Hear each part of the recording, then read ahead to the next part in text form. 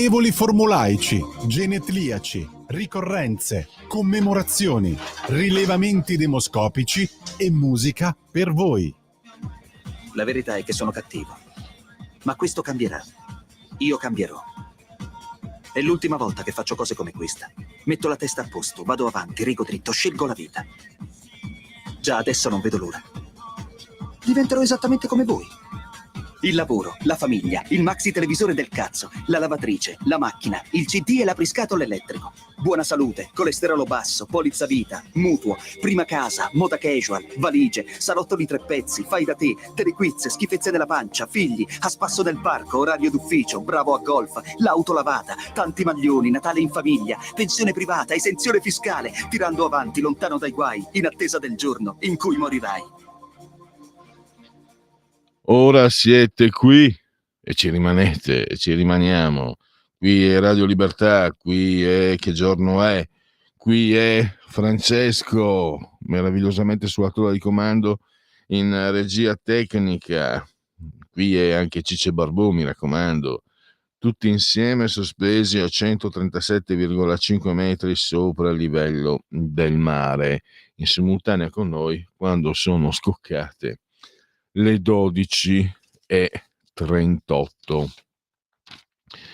Proseguiamo con i convenevoli formulaici, rivolgendo come sempre, come prassi, un abbraccio forte alla signora Carmela, alla signora Adrianangela e alla signora Clotilde. Loro ci seguono, ma vi garantisco che ci seguiscono anche dal canale 252 del digitale televisivo terrestre. Scusate, stavo andando a aperto l'ansia. Il Papa ha riposato bene, niente nuove crisi, ha ricevuto il cardinale Parolin. E allora proseguo sempre con i convenevoli formulaici, ricordandovi le piattaforme dalle quali potete seguire questa emittente, a partire ovviamente dalla Radio DAB, il sito radiolibertà.net, Twitch, il social di ultima generazione, Alexa, accendi Radio Libertà, passaparola, ve ne saremo riconoscenti. YouTube, targhe alterne, il profilo Facebook che vi permette di orientarvi attraverso le nostre programmazioni, dove ogni notte che il cielo manda in terra potete trovare a disposizione gratuita, a disposizione delle donne e degli uomini di buona volontà, le sinossi delle interviste che poi ascolterete a partire dalle 13:35. Inoltre la pagina, la seconda parte diciamo di questo contenitore, e poi naturalmente Alexa, accendi Radio Libertà, passaparola, ve ne saremo riconoscenti, e le applicazioni iOS e Android che vi permettono di seguirci ovunque voi siate sulla crosta terrestre del pianeta Terra con i vostri cellulari.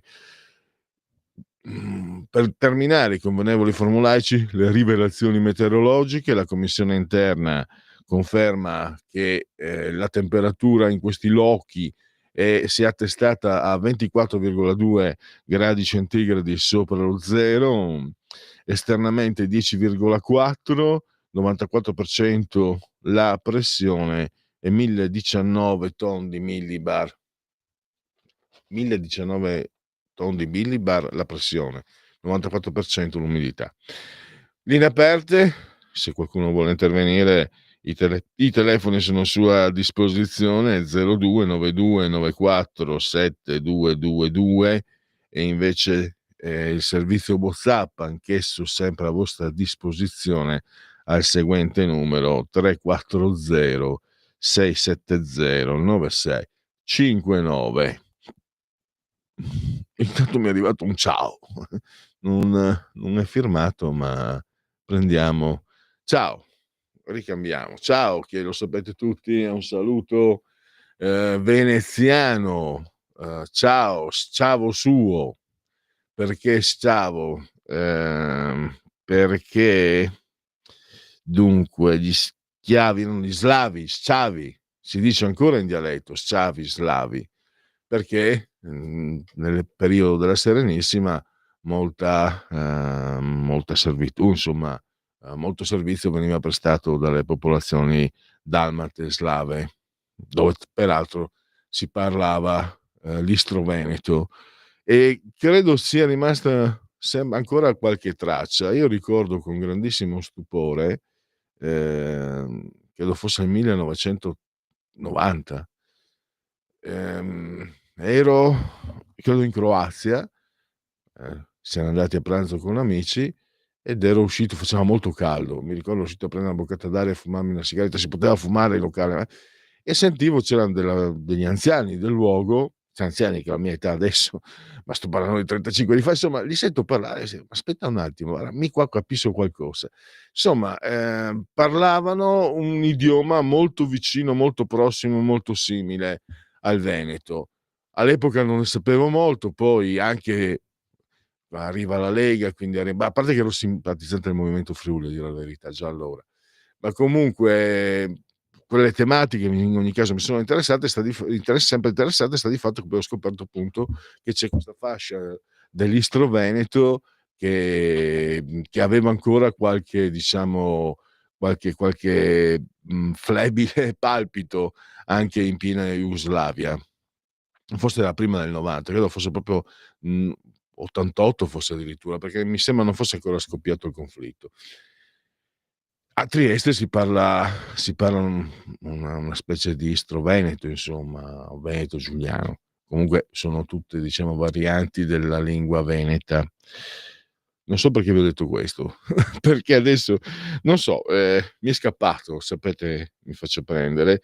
Invece, andiamo a parlare degli argomenti che tratterremo nell'oltre la pagina con Arnaldo Ferrari Nasi, che torna dopo un po' di tempo. Lui è fondatore e direttore di analisi politica, società di rilevamenti demoscopici. Un'indagine statistica svolta appunto da analisi politica rivela che gli italiani preferirebbero rimanere nella NATO, il 46%, 46 contro il 25%, quindi quasi il doppio. Però c'è anche una parte che non ha risposto, quindi o indecisa o 29%. Per quanto riguarda invece l'esercito comune europeo, il 44% lo ritiene necessario, il 38% pensa sia sufficiente la NATO, il 18% non sa, non risponde. Qui la forbice è diminuita molto. Un pensiero azzardato, azzardando un pensiero, un'analisi, guardando questi numeri, viene quasi da dire che gli italiani si sentano più occidentali che europei. Forse semplicemente la fiducia nei confronti di questa Unione Europea, è bastato vedere anche l'affluenza al voto a giugno, al voto delle europee di giugno, il più basso di sempre, non ha raggiunto nemmeno il 50%. Evidentemente c'è una certa disaffezione alle istituzioni europee, non all'Europa. Sono cose diverse, secondo me. Poi restiamo in Europa, ma qui andiamo a vedere i soldini, andiamo a parlare dei BES, i SKEI, le Svanziche, il Ghello. Allora, lo ha detto anche van der Leyen, lo ha detto Draghi, quasi all'unisono, Draghi in un'intervista al Financial Times, Ursula von der Leyen lo ha annunciato quasi a sorpresa, cioè l'intenzione di escludere dal patto di stabilità le spese per l'aumento delle spese militari, i soldi per l'aumento delle spese militari.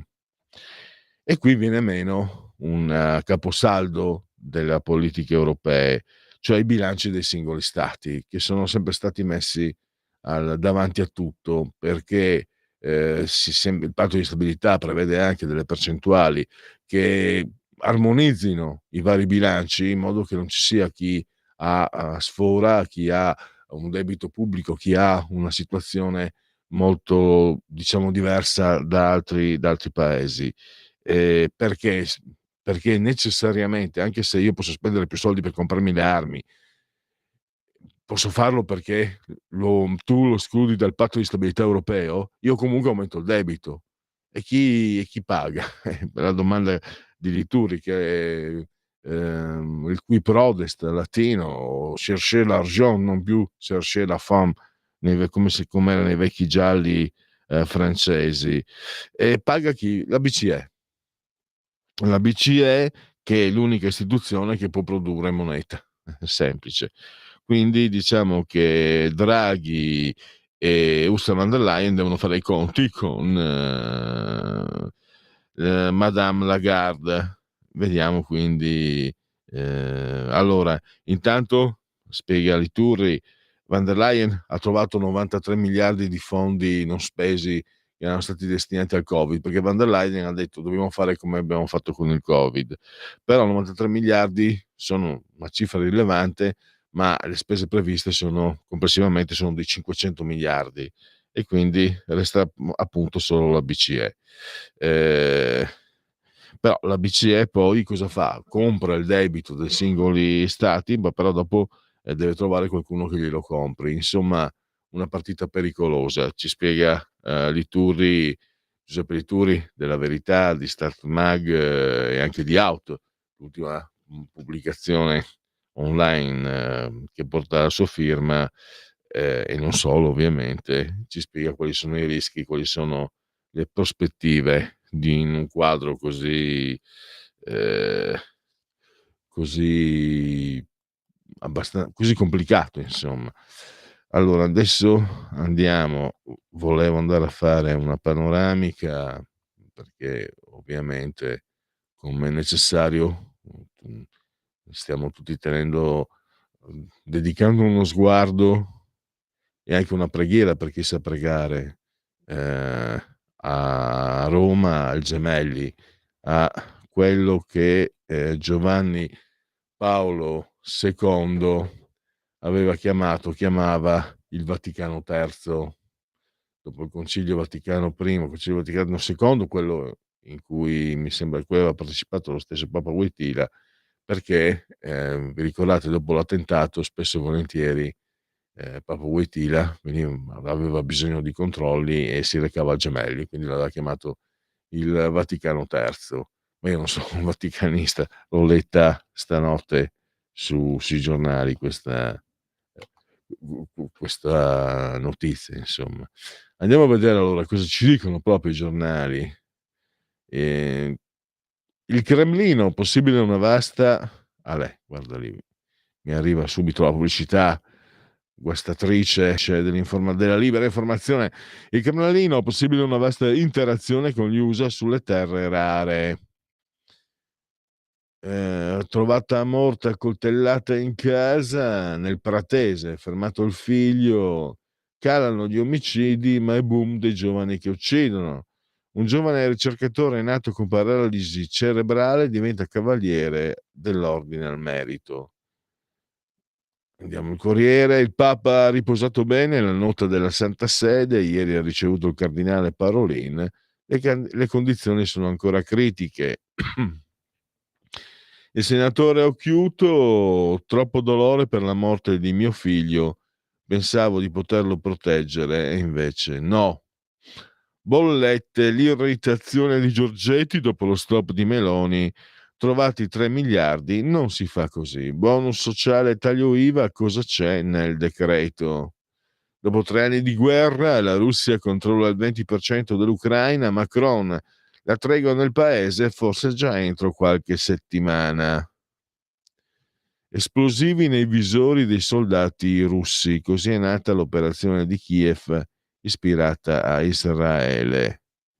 L'ultradestra è il partito della ex Germania Est, scelta anche da chi non vota mai. L'eccezione di Berlino, il muro degli affitti fa stravincere la sinistra.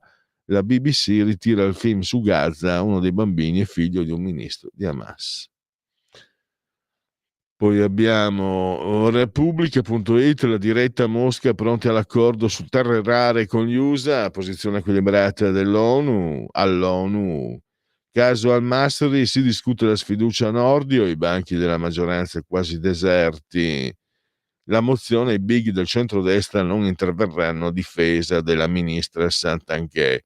Papa stazionario, continua le terapie, ha incontrato Parolin, via libera a nuovi santi e beati. Vediamo, Dago Report, sono su Dago Spia, la di Rai, Giampaolo Rossi vuole guadagnarsi la benevolenza di Forza Italia portando Simona Agnes alla presidenza della TV pubblica. Gli serve la sponda azzurra perché dopo essere stato un po' scaricato da Palazzo Chigi, teme di essere commissariato dal tandem Sergio Chiocci.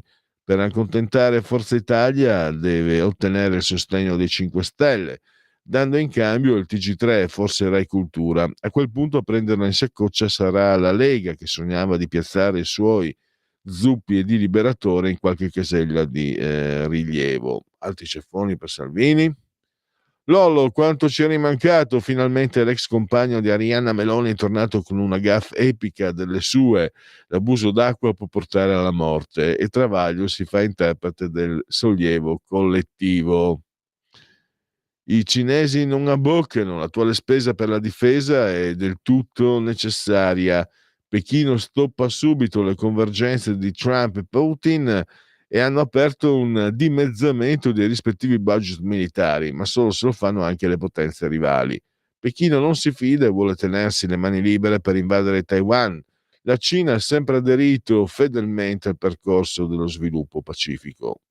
C'è un nuovo muro di Berlino a spaccare in due la Germania, a est l'area più povera del paese, dominano le svastichelle di AfD che si affermano anche a Gelsenkirchen nel bacino minerario della Ruhr e a Kaiserslautern, che sono zone tra le più svantaggiate ad ovest. L'altissima affluenza, 84%, premiato l'estrema destra. Si calcola che dei 4,4 milioni di voti conquistati dall'AfD, il 40% non abbia votato la volta scorsa. L'AfD è riuscita a mobilitare un gruppo di persone ormai disinteressate alla politica, come riuscì a suo tempo a fare in Italia il Movimento 5 Stelle. Andiamo avanti, adesso invece iniziamo il Che giorno è. Ci sono ancora 2 messaggi. Maurizio, certo che l'Europa non ha ritegno e conferma altri aiuti militari a Zelensky e Macron sorridente ci prende per fessi. Ora è per la pace ed è d'accordo con Trump su tutto e militari per disimpegno. Ora, non prima, poverino, si arrampica sugli specchi, ma ci riuscirà, capito Meloni? Scrive Maurizio. Ho letto come sta scritto. E Meloni ci informa che i paesi arabi investiranno molti miliardi nel nostro paese. Vuol dire che compreranno le nostre aziende e faranno altre moschee. Sono investimenti positivi, molti dubbi sui soldi arabi islamici, vedremo dove andranno. Quindi afferma un dubitabondo Maurizio. Noi invece iniziamo il Che giorno è, grazie comunque sempre per i suoi interventi. E allora, genetriaci, ricorrenze e commemorazioni del 7° giorno di Ventoso, mese del calendario repubblicano. Eventi nel 1964 Muhammad Ali diventa campione, all'epoca era Cassius Clay, diventa campione mondiale dei pesi massimi a soli 22 anni, sconfiggendo a Miami Sonny Liston per abbandono alla 7ª ripresa. Fu un incontro molto discusso, perché qualcuno sospettò. Sonny Liston era un pugile, diciamo, abbastanza coinvolto con giri non proprio puliti, era un fuoriclasse, un campione assoluto, però succedeva anche in quegli anni nella box, e qualcuno sospettò che dietro ci fossero delle scommesse. Sta di fatto però, stiamo parlando del 1964, quindi diciamo gli strumenti televisivi erano quello, diciamo, non erano certo quello di adesso. Sta di fatto che però, perché Sonny Liston a un certo punto casca, lo avevo in cassetta anche, mi ricordo, uscivano, c'erano le cassette seriali tanti anni fa, però si vedrebbe in un replay molto lento, si vedrebbe un colpo fulminante di Muhammad Ali, che aveva appunto nella velocità dei suoi colpi una forza dirompente, forse unica nella storia della box, perlomeno a livelli di Muhammad Ali. Era più di 1,90 m per 98 kg, insomma una scultura però velocissima. Sì, ho sempre avuto un debole da quando ero bambino per Muhammad Ali. Carlo Goldoni, il commediografo veneziano, che va detto però, lui è modenese di origine.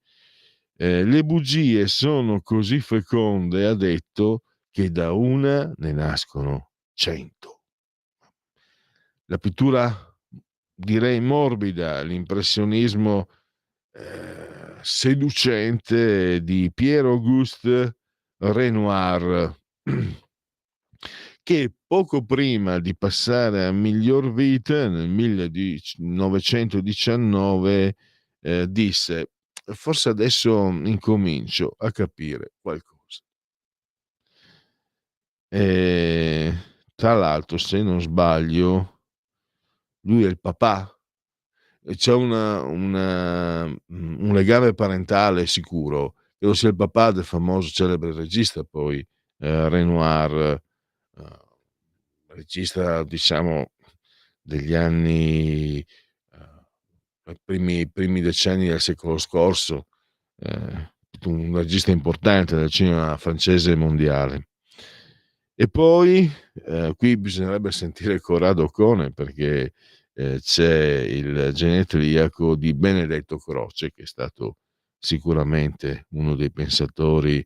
Lui è nato nel 1866, ma il suo pensiero ha una profonda influenza nel Novecento, muore nel 1952, ma come succede a pensatori così di così ampia portata, eh, diciamo, ha lasciato in eredità tutto quello che lui ha guardato, letto, interpretato, anticipato nelle sue analisi filosofiche. L'idealismo crociano. Allora, questa è una frase meravigliosa: un'aspirazione chiusa nel giro di una interpretazione. Ecco l'arte. Eccoci qua, ed ecco appunto Benedetto Croce. Dimenticavo che all'interno di questo Che giorno è, oltre naturalmente ai genetriaci, poi ci sono i rilevamenti demoscopici, i sondaggetti, c'è anche la musica per voi. Oggi è previsto Enrico Caruso,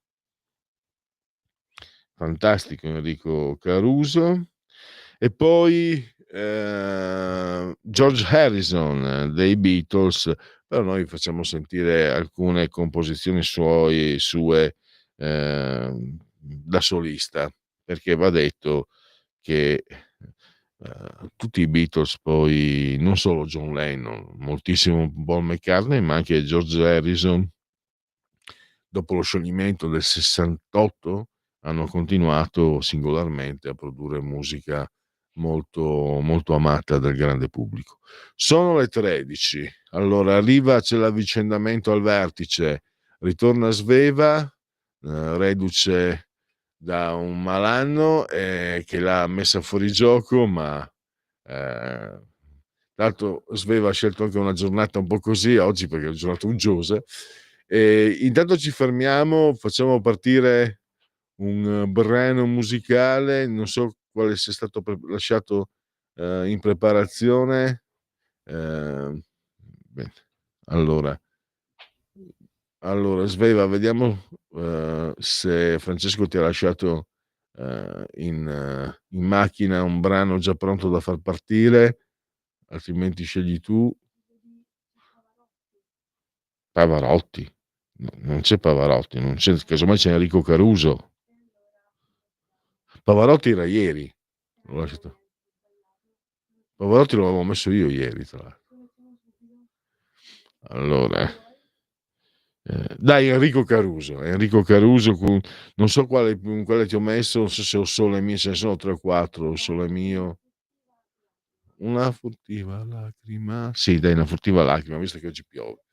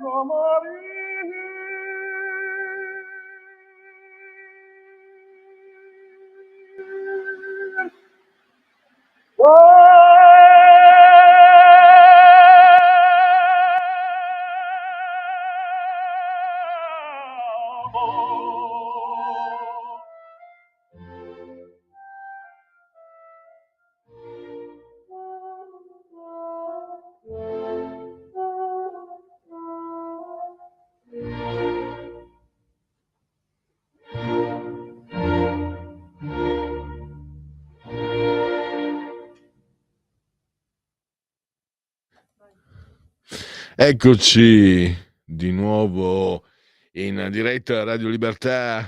C'è Sveva ancora convalescente, ma assolutamente grintosa. Grintosa, così mi è venuta la frase, grintosa non vuol dire niente. Comunque è valida, lì è in gamba ed è un piacere rivederla. Andiamo avanti allora, linee sempre aperte, WhatsApp, eccetera. Io avevo iniziato i genetriaci ed ero arrivato proprio a Enrico Caruso, dopo Benedetto Croce. Diceva Enrico Caruso, pensate, che lui, prima di entrare in scena, io prima di entrare in scena devo fare qualcosa per diventare nervoso. Comunque abbiamo, che lui e Pavarotti, no, siano i due giganti assoluti. Allora, qui abbiamo un grande scrittore, Anthony Burgess, l'autore dell'Arancia orologeria, da cui poi Kubrick trasse il film Arancia meccanica. Disse: l'arte e la morale hanno poco da dirsi. Il romanzo è sbalorditivo. Io l'ho visto prima del film. Comunque Burgess diede il suo placet al film di Kubrick, ma se posso dirlo pur da adepto adoratore di Kubrick, è ancora meglio il romanzo. Il romanzo è davvero sorprendente. C'è una telefonata, sentiamo chi è in linea. Pronto? Buongiorno signor Pellegrini, io a questo punto però protesto perché vorrei sentire anche Mario del Monaco, qualcuno se l'è dimenticato. No, ma io da un po' di... No, io adesso faccio... Quando Mario del Monaco sarà la sua data, il suo genetriaco, sicuramente lo metto. Perché faccio... Mando in onda pezzi di brani musicali di chi in quel giorno è nato. In questo caso... Ok. La ringrazio in anticipo. Allora io volevo dire 4 parole su noi italiani, perché secondo me, signor Pellegrini, il mondo nel caos offre solo una certezza, secondo me. Il futuro della nostra Italia si giocherà nella testa di noi italiani. La sicurezza e la prosperità che abbiamo costruito non sono dati di natura, sono un prodotto della storia che quindi può essere sottratto per decenni abbiamo espunto la violenza, mi sembra, no, per la difesa dei nostri obiettivi nazionali. Nulla di più sbagliato, signor Pellegrini. Dobbiamo tornare a parlarne, non per sdoganarne una politica estera aggressiva, che sarebbe in ogni caso fuori dalle nostre corde e dal nostro punto di vista materiale, culturale e istituzionale, ma per stabilire chi siamo e cosa vogliamo, partendo dal presupposto che la pace non è un valore universale, secondo me, e nemmeno una posizione di politica estera. Non ci sarà sempre qualcuno, sempre secondo me, pronto a salvarci. Probabilmente non c'è già più. La saluto e buona giornata. Grazie. Molta carne sul fuoco, molta carne sul fuoco. Anche il discorso sulla pace è un discorso che merita confronti. Mi ricordo avevamo parlato col professor Felice, per cui si rifaceva a un testo di Ratzinger, se non sbaglio, ehm, credo, dove credo che la pace, secondo questa interpretazione, dovrebbe essere intesa non come assenza della guerra, e quindi la pace che diciamo è condizione, la pace porta con sé la prosperità. Questo è una semplificazione anche un po' brutale e grossolana la mia. Ehm,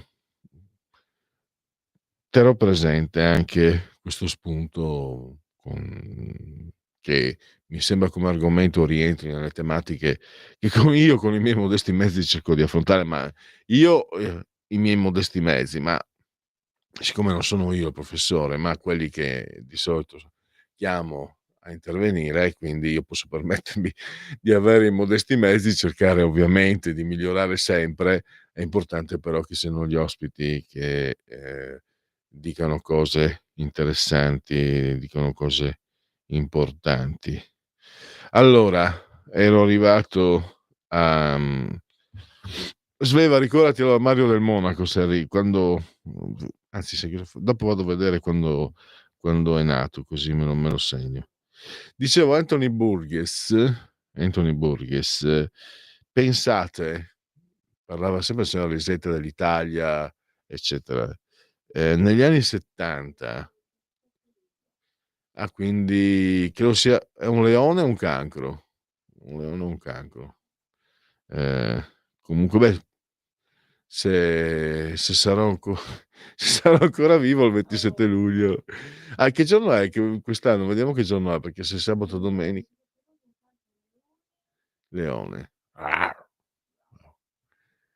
Vediamo. S Vedete Sveva, collaboratrice signora Lisetta, vabbè, vedremo magari, comunque non possiamo aspettare luglio, siamo a febbraio, e quindi insomma, che tra l'altro, Sveva, non so se conosce Mario Del Monaco. Mario Del Monaco, sì, era un po' di anni fa, poi è arrivato, sì, c'è stato Pavarotti che ha portato via tutto, ma cioè nominarlo, tremavano i polsi, perché era veramente considerato il top del top, e quindi merita sempre. Andiamo avanti. Dicevo, Anthony Burgess curava la terza pagina del giornale di Montanelli. Non so se mi spiego. Costava una barca di quattrini, tant'è che poi il Corriere, se non sbaglio il Corriere, prese Burgess, lo pagò molto di più ancora, e Burgess se ne andò. Montanelli si infuriò, gli tolse il saluto.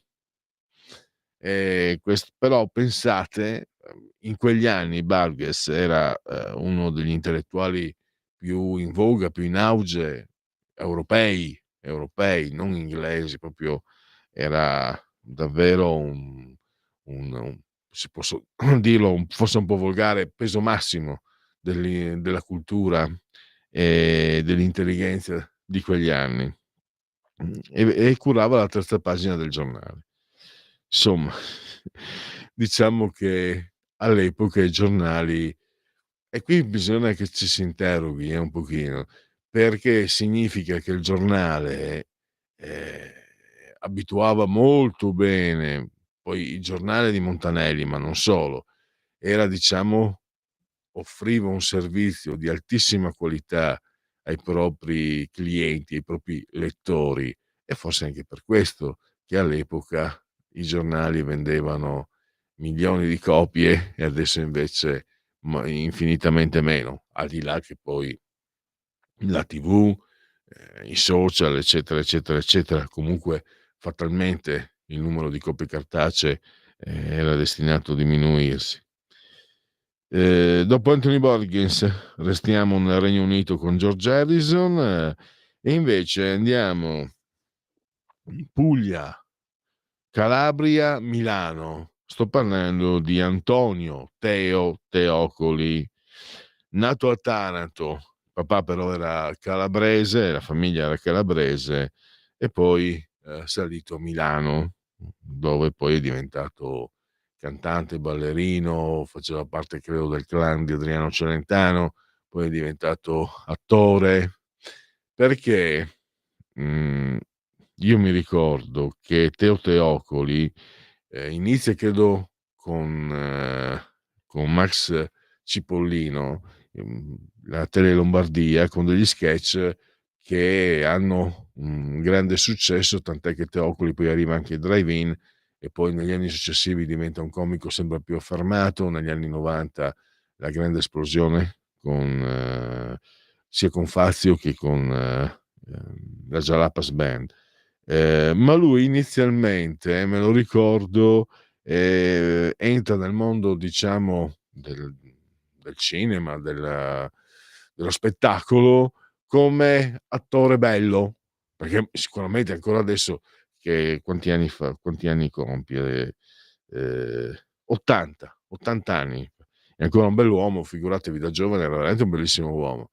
E lui inizia con quel, diciamo, con quell'impronta, e poi è diventato un comico che ci ha regalato il suo Maldini, Paolino era meraviglioso. Lui, pensate, smise proprio per amicizia, perché erano amici, si conoscevano bene lui e Cesare Maldini, e lui si accorse che Cesare Maldini si era un po' risentito, lui smise, nonostante fosse un'imitazione assolutamente eh, fantastica, anche se prima ancora che come imitatore era proprio, inventava questi personaggi comici come facevano i comici di un tempo, molto molto divertenti.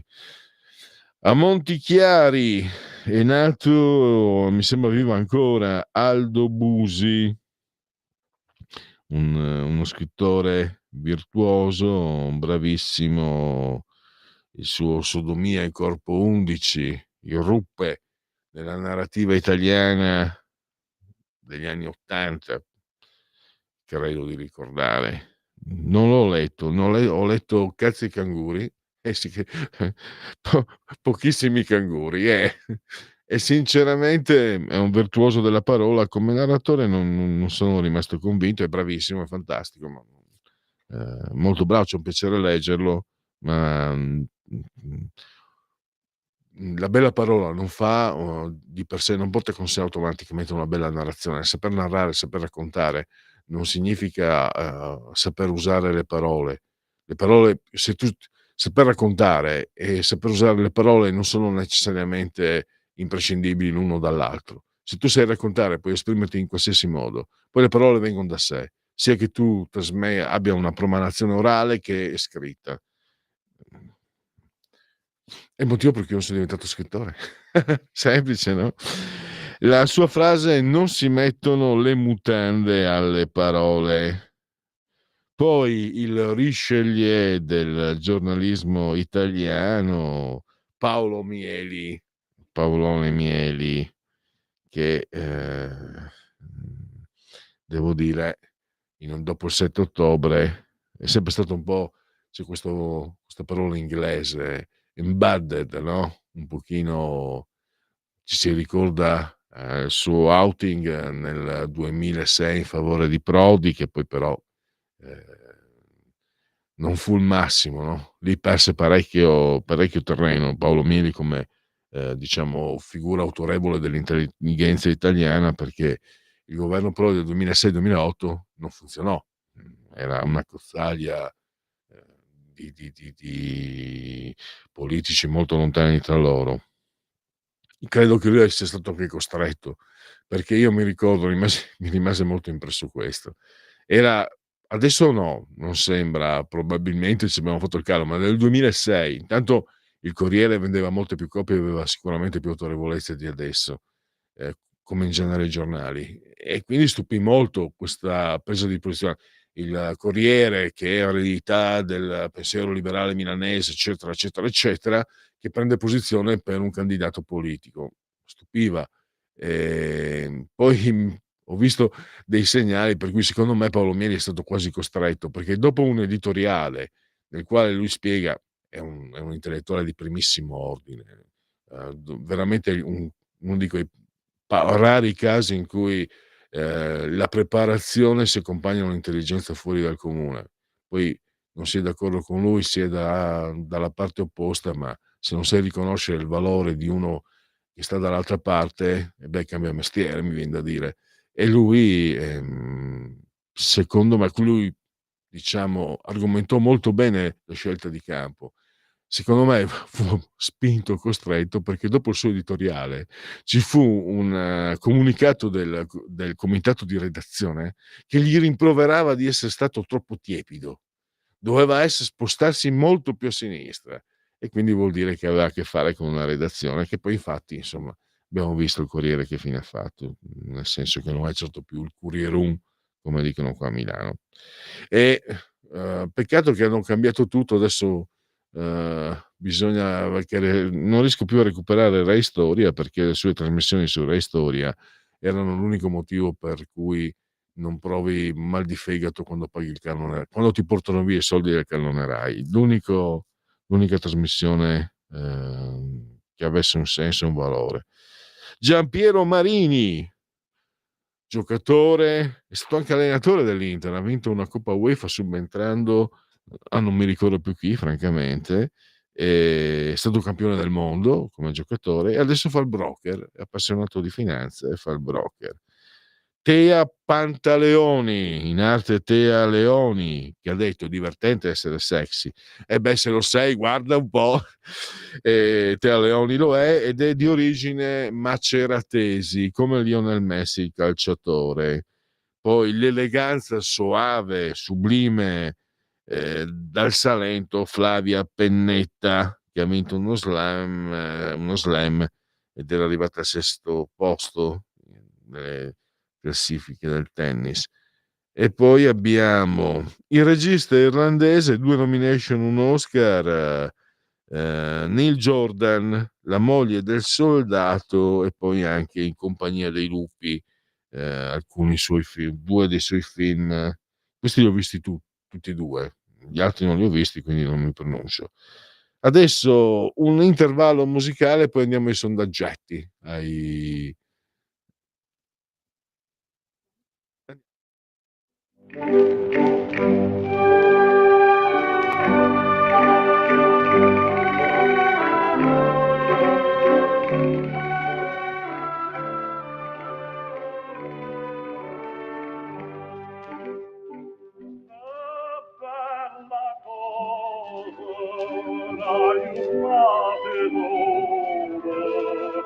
l'aria serena,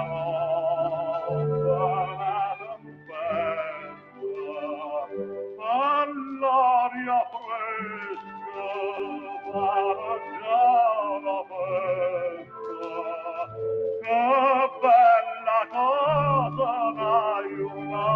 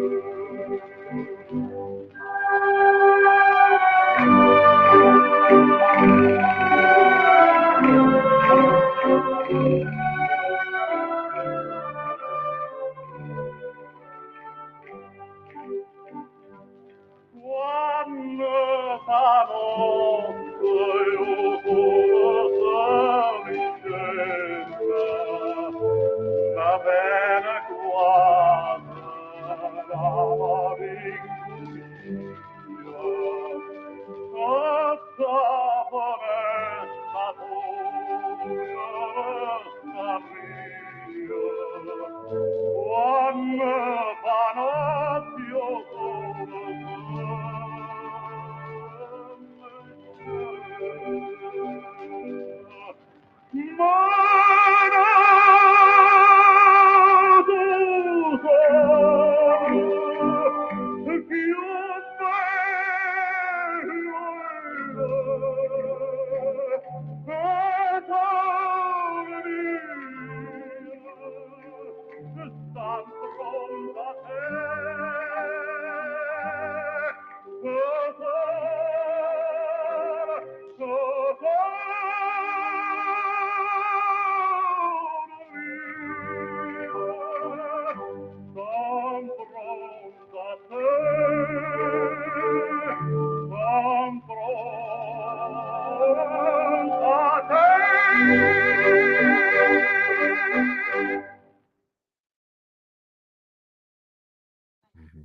E c'è la tosse da pioggia.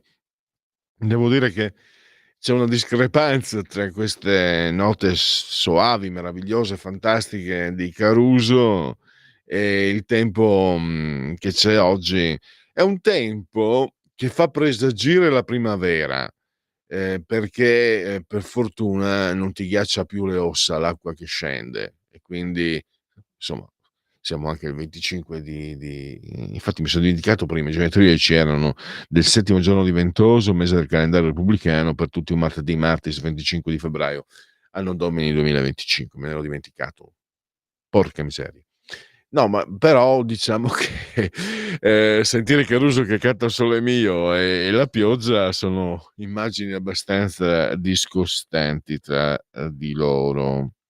Andiamo con i sondaggetti. Allora, questo è un dato Istat. Economia e ambiente, principali indicatori anni 2021-2023. Nel biennio 2022-2023, principali indicatori forniti dai conti satellite ambientali sono in flessione. Del 2023 il disaccoppiamento risulta assoluto perché a fronte di una crescita del PIL pari a più 0,7 decrescono tutti i principali indicatori fisici. Il consumo di energia cala del 4,1, le emissioni di gas clima alteranti si riducono del 5,3 e il consumo materiale interno flette del 6,4. Chiudiamo. Andiamo velocemente verso gli altri sondaggiati. Ecco qua. Questo è un sondaggio Stati Uniti e Unione Europea realizzato da Umetra MRL, committente Banijay Italia. Allora, ne parleremo anche dopo. Allora, secondo me l'interesse degli Stati Uniti coincidono con quelli italiani? Sì, per il 30%, no 62%.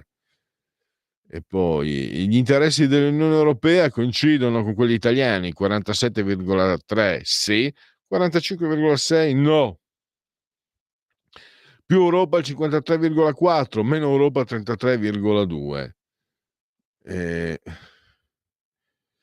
La creazione del esercito, ne parliamo dopo allora di questo, tra pochi minuti, con Arnaldo Ferrarinasi. Chiudiamo, andiamo con il prossimo. Tecne, qui abbiamo Fratelli d'Italia 29,6, PD 22,5, Forza Italia 11,4, 5 Stelle 11,2, Lega 8,3, Verdi e Sinistra 5,9, Calenda 2,8 e Renzi 2,4. I leaders: Meloni 46,1, Tajani 39, Schlein 30,8, Conte 30, Salvini 26,7, Emma Bonino 20,4, Calenda 18,8, Bonelli 16,1, Frattoianni 16, Matteo Renzi 14,1. Chiudiamo e abbiamo l'ultimo sondaggetto, sono 13:30, vediamo se EMG, realizzato AMG, committente RAI, e abbiamo L'Unione Europea dovrebbe rafforzarsi 65, ridimensionarsi 22, non sa 13. Basta, chiudiamo e andiamo all'intervallo quando sono le 13:31. Tra poco con il primo ospite parliamo di NATO e di esercito europeo. Avete ascoltato Che giorno è? Scegliete la vita. Scegliete un lavoro. Scegliete una carriera. Scegliete la famiglia. Scegliete un maxi televisore del cazzo. Scegliete lavatrici, macchine, lettori CD e apriscatole elettrici.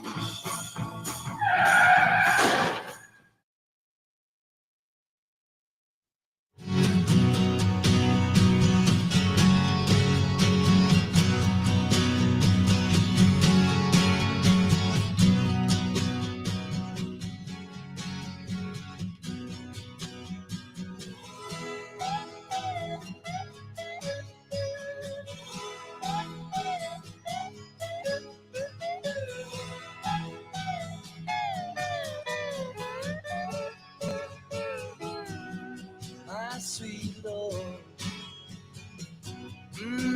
my Lord, my Lord. I really want to see you, really want to be with you,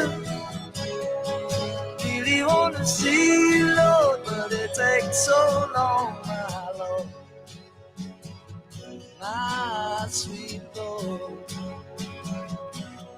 My Lord, my Lord, I really want to know you, really want to go with you, really want to show you love, but it won't take long, my sweet Lord,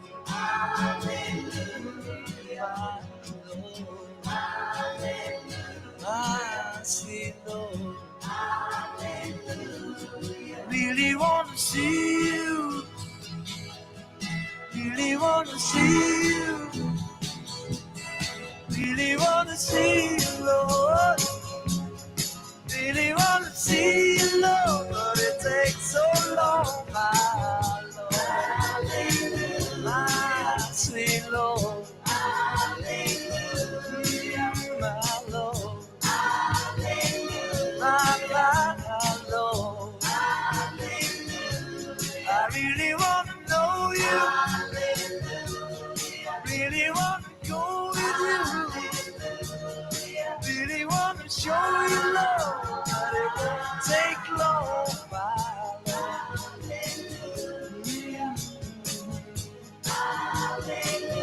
My sweet Lord, my Lord.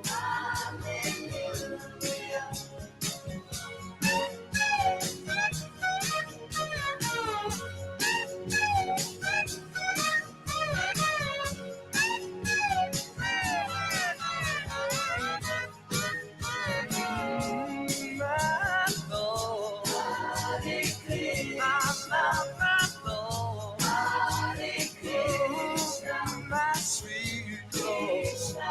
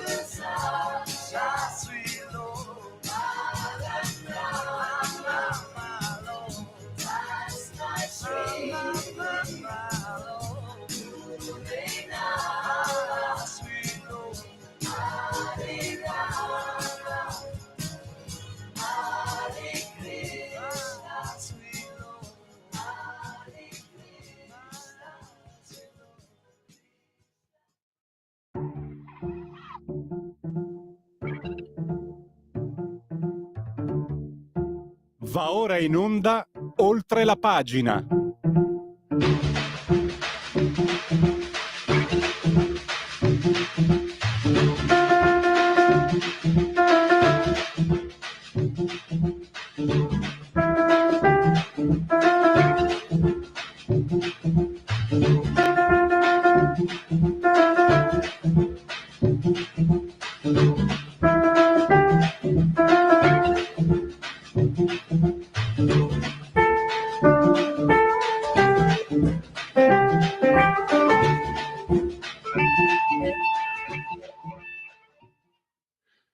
Oltre la pagina, Radio Libertà in simultanea con noi e con il nostro primo ospite Arnaldo Ferrarinesi di Analisi Politica. Bentornato ai nostri microfoni, professore. Buongiorno a tutti, come va? È un po' che non ci si sente. Esatto, e bisogna che riprendiamo le buone abitudini. È vero, ma anch'io ero stato un po' in pausa, perché insomma ho berato da altre cose. Vabbè. Allora, parliamo dell'ultima indagine demoscopica svolta appunto dalla società d'analisi politica. Si parla di NATO e si parla di esercito unico europeo. Mi sembra, e dopo le do subito la parola per commentare questi dati, emerge dai numeri che forse gli italiani sembrano quasi sentirsi più occidentali che europei. È come se non si fidassero più tanto dell'Europa. A me viene in mente anche il dato il riferimento delle urne del giugno scorso, meno del 50%, record di affluenza negativo di tutti i tempi. E poi mi viene in mente anche le perplessità che sempre di più c'è verso l'Europa. Però invece la NATO ha ancora una percentuale di gradimento piuttosto alta rispetto a chi invece non vorrebbe più farne parte.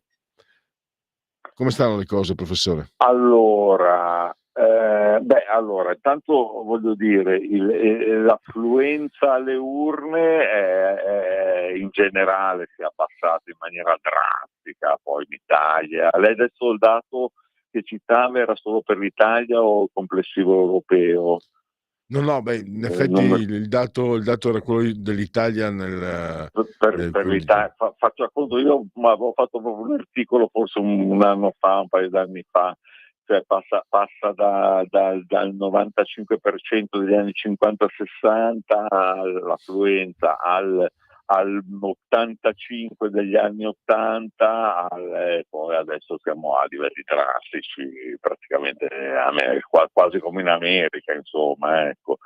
Quindi vabbè. Ma allora, per tornare, le perplessità dell'Europa sull'Europa ci sono, cioè gli italiani non sono anti-europei. Io faccio sempre quel sondaggio che fra poco esce di nuovo, in cui c'è comunque una maggioranza del 60% circa, costantemente dicono comunque o Stati Uniti d'Europa o esercito di difesa comune, quindi comunque più Europa. Però è chiaro, questo è un segnale che invece viene da tutte le parti oramai, che l'Europa così com'è non va, no? Ecco, questo è chiaro, cioè sono tre le cose, o fuori dall'Europa o dentro l'Europa, ma dentro l'Europa o la facciamo andare o ci piace così com'è. No, non ci piace così com'è.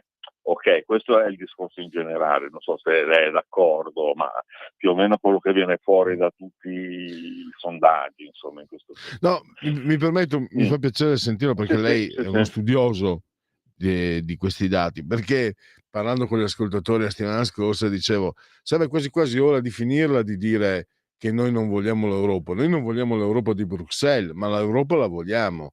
L'abbiamo sempre voluta, certo. è la deriva burocratica che non no, perché con quella scusa ti danno l'etichetta di anti-europeo e l'anti è sempre un'etichetta negativa. Prego.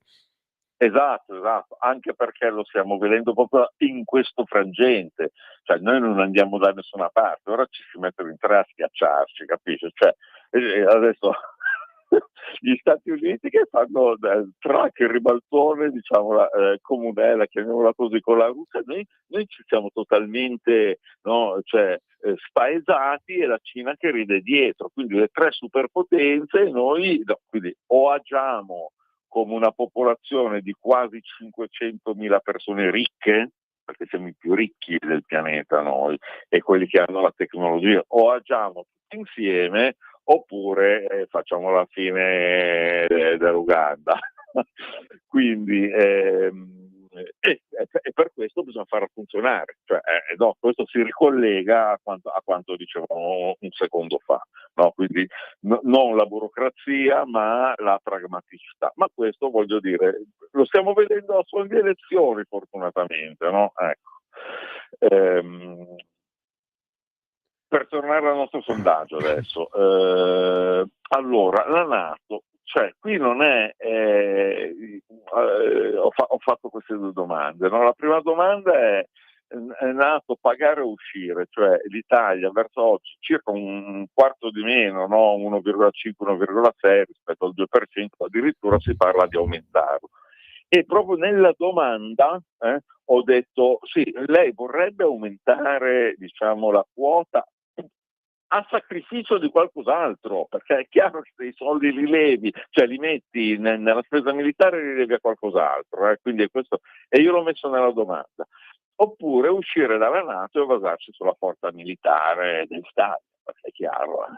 Allora, il 46% dice comunque pagare di più, pur facendo sacrifici, e solo il 25% uscire dalla NATO. Cosa significa? Significa che comunque questo in questo momento non è detto che sia definitivo, ma in questo momento è la nostra sicurezza, voglio dire, quindi ci vuoi stare, paghi, anzi a questo punto, visto quello che succede fuori, forse se dovessi farlo oggi, questo sondaggio forse prenderebbe ancora qualcosa di più, perché visto cioè, voglio dire, poi la NATO è l'alleanza militare più potente che esista, tecnologicamente più avanzata. Questo è. Seconda domanda che ho fatto, se vuole intervenire, se mi vuole interrompere, mi interrompa, se mi deve chiedere qualcosa. La seconda per me dottor Ferrarinasi, è sorprendente certe le posizioni, come se lei si ricorderà che fino agli anni '80 essere contro la NATO significava essere pericolosi, bolscevichi, sovietici, nemici dell'Occidente, eccetera. Adesso le cose sono un po' cambiate, mi sembra.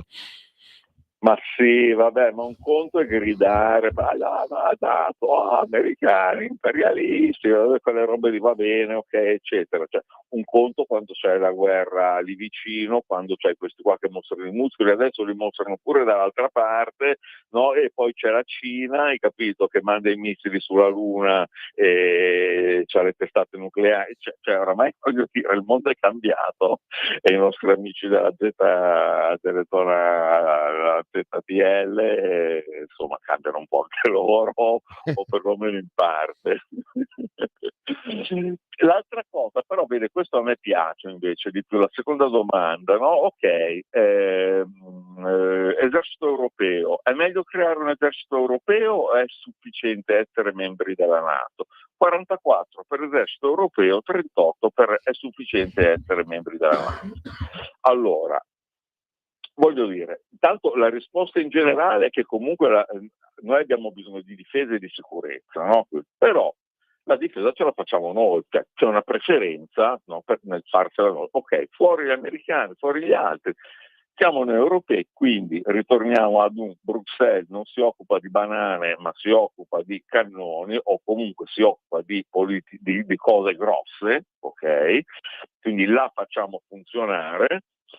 E non è male questa cosa, perché io poi, tra l'altro, contrariamente a molti altri, eccetera, come sa, io cerco sempre di fare le stesse domande nel corso degli anni. Analisi politica è nata nel 2005, quindi a 20 anni, e questa domanda sull'esercito europeo, sulla NATO, sono almeno una quindicina d'anni che la faccio, ogni 2 o 3 anni, e più o meno I dati sono questi, un po' in crescendo sull'esercito europeo, Quindi però, voglio dire, c'è sempre stata una predisposizione. Quindi il cittadino europeo è il cittadino italiano ed europeo è meno stupido di quanto venga dipinto, secondo me, anzi, secondo i dati, perché poi le risposte e anche quel poco che può fare col voto lo dà giusto, voglio dire, no? Al di là di come viene dipinto tante volte, insomma. Quindi l'esercito europeo sì, sarà difficile, perché poi insomma mettere d'accordo tutti, tutto il resto, eccetera, significa far funzionare l'Europa. Questo è il primo segnale di far funzionare l'Europa. Cioè, il primo l'abbiamo avuto, diciamo, l'antipasto con la cosa del Covid, no? In qualche modo abbiamo dovuto mettere i soldi, debito comune, eccetera. E questa è una roba seria, difesa e politica estera, almeno. Eccomi. È un dato, quello sull'esercito europeo, no? E io ho riscontrato la comparazione con la NATO, eccetera. E però le chiedo, è un dato che può sorprendere, visto che l'argomento dell'esercito europeo, mi corregga se dico cose non corrette, è stato un po', come dire, buttato lì, così, diciamo, con l'arrivo di Trump, eccetera. Non è stato un concetto elaborato, non è stato un concetto. Quindi riflettendoci, pensavo che tutto sommato è un dato anche rilevante. Ecco, lei lo stava anche sottolineando che comunque gli italiani lo guardano con interesse. Quindi è un dato, ecco, la domanda è un dato che nel momento in cui si elabori col dibattito, con la politica, con tutto quello che serve, nel momento in cui si elabori il concetto di esercito europeo, è un dato destinato a crescere, questo, o sbaglio? Secondo me sì, perché voglio dire, una volta, cioè, insomma, adesso stiamo smettendo, cioè parte di noi, dopo che hanno finito di bersi l'aperitivo, ogni tanto si guardano intorno e siccome loro sono lì che ancora gli gira un po' la testa, ci stanno pensando gli altri a farlo, cioè, voglio dire, il mondo sta cambiando intorno a noi, no? Cioè, se tu a 45 anni fai ancora le stesse robe di quando ne avevi 25, a Putin, a Trump, a Xi Jinping, a Modi l'indiano e a tutti gli altri, non gliene frega niente, loro vanno avanti, quindi voglio dire, ti fanno cambiare, ecco. Probabilmente abbiamo questa generazione a cui appartengo in qualche modo anch'io, che non è eccezionale, ma io vedo che i miei figli sono più coscienziosi, che hanno una 20 e uno 17 anni, cioè sono meno superficiali delle generazioni a cui insomma precedenti, ecco. Quindi sicuramente ci sarà maggior coscienza sull'esercito europeo, sul ritorno al nucleare, che è la stessa cosa. Cioè, perché noi viviamo ancora dall'87, no? Cioè, no, il nucleare, no, Chernobyl, non è mai successo niente, cioè, è successa poi a Fukushima perché c'è stato un maremoto, ovviamente gli hanno tirato tutto, però voglio dire, è un'energia sicura. L'energia elettrica fatta con nucleare la compriamo dalla Francia e dalla Slovenia che hanno le centrali a 50 km, quindi basta con questa illusione, punto, no? Cioè, se è rotto l'anima di pagare le bollette come le stiamo pagando e a livello industriale la stiamo pagando fortissima questa cosa, è fine. Quindi non siamo noi che li cambiamo perché abbiamo un paio di generazioni un po' loffie, ma sono gli altri che ci fanno cambiare. Quindi l'esercito europeo secondo me andrà avanti almeno come dibattito, ecco. Siamo partiti dall'esercito europeo, comunque ho letto stanotte che il 28 c'è un consiglio dei ministri per cominciare a pianificare il ritorno nucleare. Ma certo. Assolutamente. Ma certo, ma io non faccio Nostradamus, lo sai però i dati io già li vedo, già, ecco, quindi magari fra un po' ci risentiamo anche su sta cosa. Sono positivi, io devo dire la verità. positivi. devo dire la verità, ho anche perché ci sarebbe tanta carne al fuoco, perché ci siamo persi di vista anche per colpa mia, c'era anche i sondaggi, quelli sulla magistratura che sarebbero stati Esatto. da riprendere. Sì, sì, Possiamo sì. mettere un po' insieme come sta cambiando l'Italia di questi ultimissimi periodi? Quello, ecco, è una domanda un po' borracciata, ma il voto del 2022, no? Che porta a Sì, un sì. governo di centrodestra come probabilmente non c'è mai stato, insomma, no? Sappiamo da dove vengono fatte Certo, l'Italia, i certo, pregiudizi che c'erano, eccetera, eccetera. certo.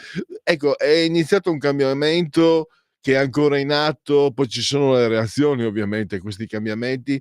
Come sta cambiando questo paese? Perché lei proprio lo analizza tutti i giorni praticamente Sì, ecco, per esempio, prendendo quello che stava dicendo lei, il dato sulla giustizia, che è proprio il mio cavallo di battaglia, le prime domande le ho fatte proprio nel 2005, no? E ogni 2 anni la faccio.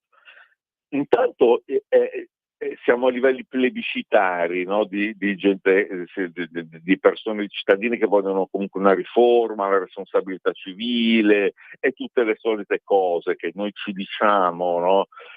Ma siamo a livelli plebiscitari tipo 85-90%, no? 78% quando va proprio male, no? Ma la differenza che mentre prima, voglio dire, era un urlo da parte dell'opposizione, no? Fondamentalmente, oppure quando con Berlusconi si era stati al governo, comunque ti mettono i paletti e poi Berlusconi era divisivo e poi di qui e poi di là, no?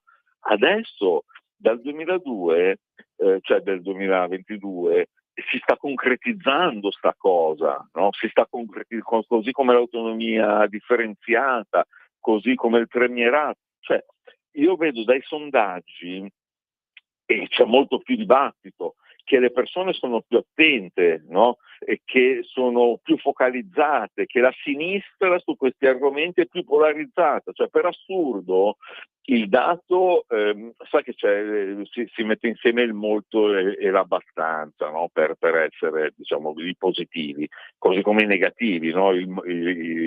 L'abbastanza poco e il molto poco. Normalmente le domande si fanno così per semplificare le risposte. Cambiano, c'è meno molto alla riforma della giustizia e c'è un po' più abbastanza. Perché? Ma non perché la gente è meno sicura, perché c'è più dibattito, se ne parla più alla tele, la gente sta più a sentire, ascolta ed è un po' più attenta. Ma bene, non è un dato negativo, è un dato bene, anche perché, come vi dicevo prima, il dato supera sempre l'80%, il dato complessivo. Quindi sì, sta cambiando e secondo la mia opinione personale sta cambiando in meglio. Assolutamente. Allora io direi che per il momento possiamo concludere. Noi teniamo sempre Perfetto. d'occhio l'analisi politica e a risentirci a presto al dottor Arnaldo Ferrarinesi. Grazie per il suo contributo. Grazie a voi, saluto tutti. Dico, guarda, ne è uscito uno ieri che ho fatto sulla discesa in campo di Marina Berlusconi, ipotetica, se vuol darsi un'occhiata, se interessa l'argomento. Visto che ogni tanto ritorna, questa proprio cosa qui ritorna. questo non è il venenum in caudam, è lo zucchero in caudam. E qui allora. lei come direbbe Totò, lei mi stuzzica, o come direbbe lei Ci mi provoca. allora, dai. Beh, allora va bene. Dunque, io questa settimana è più difficile, ma la prossima settimana, No, la prossima, va bene. approfittando della sua disponibilità, assolutamente, perché è molto interessante anche questo, è molto intrigante. Allora, avete sentito dove va la Marina? Allora, grazie. Non militare, quella civile. Ho già in mente il brano musicale quel celebre Marina, Marina, Marina, dai, così un po' scontato ma sempre simpatico. Grazie, Saluti dottor allora, Ferrarinesi. saluti. Allora, insomma, ogni tanto va bene anche sorridere perché si dice dalle mie parti sveva muso duro, beretta fracata, sempre col broncio. Allora, vediamo un po', sono arrivati nuovi messaggi. Questo è sono appena tornato a casa, ho avuto il grande piacere di aver ascoltato un grande Caruso, un altro grande cantante di cui ho assistito a un ricordo l'altra sera in occasione del ricordo dei suoi 90 anni, Pavarotti, che non c'è più. Il presentatore ci ha stupito tutti, è stata la rivelazione che lui non leggeva la musica. Un bellissimo ricordo di questo grande artista come tantissimi altri. Dino dalla provincia di Brescia. Ma penso che anche Paul McCartney, ci sono Jimi Hendrix, non leggevano la musica. Comunque Dino, allora, intanto giro i complimenti a Sveva, bravissima. Dino ti rivolge questi complimenti, Sveva, quindi come vedi abbiamo ascoltatori che sono capaci anche di un gesto di gentilezza nei confronti del prossimo, perché sennò abbiamo questa idea qua dei padani, sempre muso duro, beretta fraccata, invece non è così, dai. Eh, e grazie Dino anche per Sveva. Devo dirti la verità, tu mi fai complimenti, c'è un po' di componente di casualità in queste scelte, non è più come succedeva fino a qualche tempo fa, addirittura fino a qualche anno fa portavo io i CD, indicavo io le canzoni da mettere. C'era proprio di spotico. E poi diciamo c'è stato più scambio con i tecnici e adesso da quando questo praticamente è aumentato quasi di un'ora, insomma è aumentato del 30% oltre la pagina, che di fatti si è sdoppiato, che giorno è oltre la pagina. Ho scelto di far coincidere le proposte musicali, la musica per voi, come era ai tempi mitici di Minghetti su Radio Copper Capodistria. Faccio coincidere la proposta musicale con i genetriaci di musicisti nati in quel giorno. Ci sono giorni, per esempio, stavo guardando il 4 marzo, già Sveva, Lucio Dalla, preparati. Ci sono dei giorni, c'è un giorno in cui c'era David Bowie e il King Elvis Presley, e altri in cui, per esempio, oggi un po', diciamo, ho messo come, per fortuna ci sono George Harrison e Enrico Caruso, ma pensate che come riserva ho messo un cantautore berbero, Amnai, assolutamente sconosciuto, che ho proprio preso come riserva, come farà l'Inter stasera contro la Lazio. Tra l'altro l'ho ascoltato perché comunque controllo, perché non è che posso mandare cose che non magari possono essere cose che mi piacciono di meno. Ho mandato anche Lift Iba, quindi per peggio di così per me, per quanto riguarda i miei gusti personali, ma devo stare attento a non mandare cose sbagliate. Invece a me è molto interessante, casomai lo metteremo più avanti nel corso della trasmissione. Grazie comunque Dino. Mamma mia. Invitus Matera, notizie e cultura, gruppo di Vito Coviello, scrittore Facebook. Fantastico gruppo di amici creato dallo scrittore materano non vedente Vito Coviello, che salutiamo. Poi abbiamo Rai Storia, un bel programma, lì puoi vedere ancora nei canali Rai. Questo è sempre Maurizio. Intanto mi fa piacere che condivida anche lui il piacere. È che se c'è stato l'aggiornamento del decoder, io ho un decoder vecchio ma che funziona benissimo. Adesso non sono uno col braccetto tirato, un parsimonioso, però sai, buttare via una cosa che funziona, per esempio una TV a colori che ha 14-15 anni, non nomino la marca per non fare pubblicità, e vorrei, ormai costano poco, anche prenderne una con tantissimi pollicioni. Però non riesco, che deve essere la mia natura contadina, non riesco a buttare qualcosa che funziona ancora. Non sono mai entrato del tutto. Sono uno a cui piace magari spendere, buttare via soldi anche relativamente alle possibilità, ma non sono entrato proprio nel pieno folle ritmo del consumo. E poi sempre Maurizio, come si fa a mettere Emma Bonino al 20%? Maurizio, queste sembrerebbero cose che ci palleggiamo un po' io e te certe volte, no? E invece ho letto di recente un articolo, non so se non era un Feltri, un Mattia Feltri, era qualcun altro che diceva: ma com'è possibile che questa Emma Bonino spunti sempre dei sondaggi che è sparita completamente dal quadro politico? Quindi non è che le cose ce le inventiamo, evidentemente le vediamo un po' tutti, poi c'è chi le dice, chi no. Grazie Maurizio e grazie all'intervallo, tra poco con Qui Parlamento.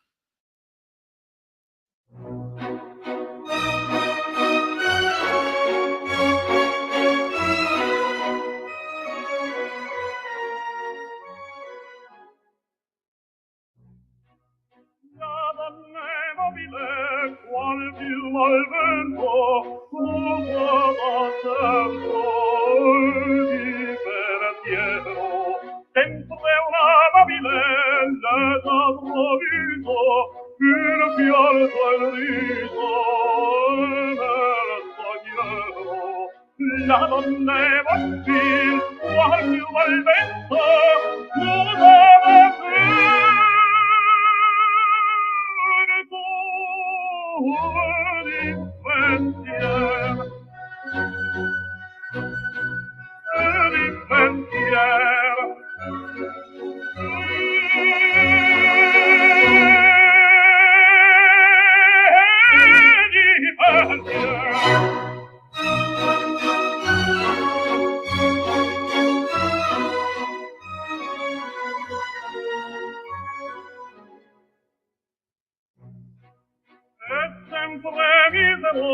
chi a lei s'affida, il confida, mal causa il sole, pur mai non è sente di felice al piedo, che su quel servo non li favore.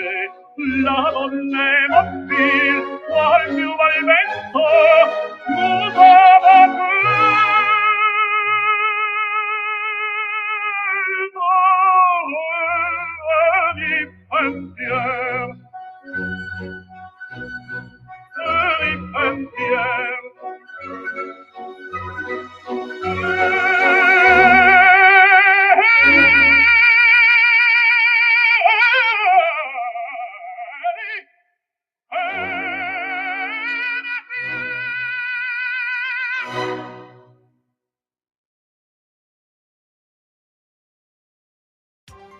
Coming Soon Radio, quotidiano di informazione cinematografica. La critica è unanime. A Real Pain è uno dei migliori film dell'anno. Io e Dave siamo cugini. Nostra nonna era di qui, così Dave ha pensato a questo tour polacco geriatrico con voi, brave persone. Candidato a 2 premi Oscar. Gli voglio bene e lo odio e vorrei essere lui. A Real Pain, dal 27 febbraio solo al cinema. A febbraio... Va tutto bene, signora Darcy? Oh mio Dio, sotto quest'albero crescono uomini. Bridget Jones ritorna. Daniel! Piccolo Darcy, che si dice? Per un ultimo capitolo. Bridget Jones, è ora di vivere. Ti ho messa su Tinder. Bridget Jones, un amore di ragazzo, dal 27 febbraio al cinema. Nicola, hanno rapito un'altra giornalista a Baghdad. Se c'è la possibilità di trattare, trattiamo. Tratto da una storia vera. Mi chiamo Nicola Calipari, dirigo l'ufficio ricerca del Sismi. Più tentativi si fanno e più la confusione aumenta. E chi è che valuta questa confusione? Tu? Sì! Un'intensa performance. La riporti a casa, vero? La riporti. Il Nibbio, dal 6 marzo al cinema. A marzo. E lo sbirro diventa gangster. Il film più adrenalinico dell'anno. Tu non sei un killer, io sì. Arriva solo al cinema. Andiamo! Sei pronto? Ci puoi scommettere. Gerard Butler, nella tana dei lupi 2, Pantera. Nessuno può fregarmi. Dal 6 marzo al cinema. Eccoci di nuovo in diretta. Parliamo con Sveva. Potrebbe essere un motivo di spunto. Non so voi cosa ne pensate di Rita De Crescenzo, la TikToker napoletana, lo sapete, il caso di Roccaraso. È sicuramente una figura che ha colpito. Un tempo, dicevo Sveva, si usava negli anni 90 il termine trash, e con il termine trash si entrava un po' nelle dimestichezze del cattivo gusto, con toni magari meno apodittici o meno con toni meno da giudizio universale, perché con Sveva dicevo questa signora napoletana, che non è certo un modello, per carità, ma non vedo neanche perché non lo possa essere, ha raccolto anche molto odio, mi sembra, mentre fino a prima dei Pandori la Ferragni era l'idolo di tutti, tutti che la idolatravano, Sanremo, il Presidente della Repubblica, Cavaliere del Lavoro, i giornali, i giornaloni, eppure io credo che la sua manifesta ipocrisia e falsità la rendesse molto più sgradevole di questa signora napoletana, anche se magari, se fosse possibile, sarebbe meglio non dover scegliere tra una o l'altra. Però a me tutto sommato la decrescenza è simpatica. Bene, sì.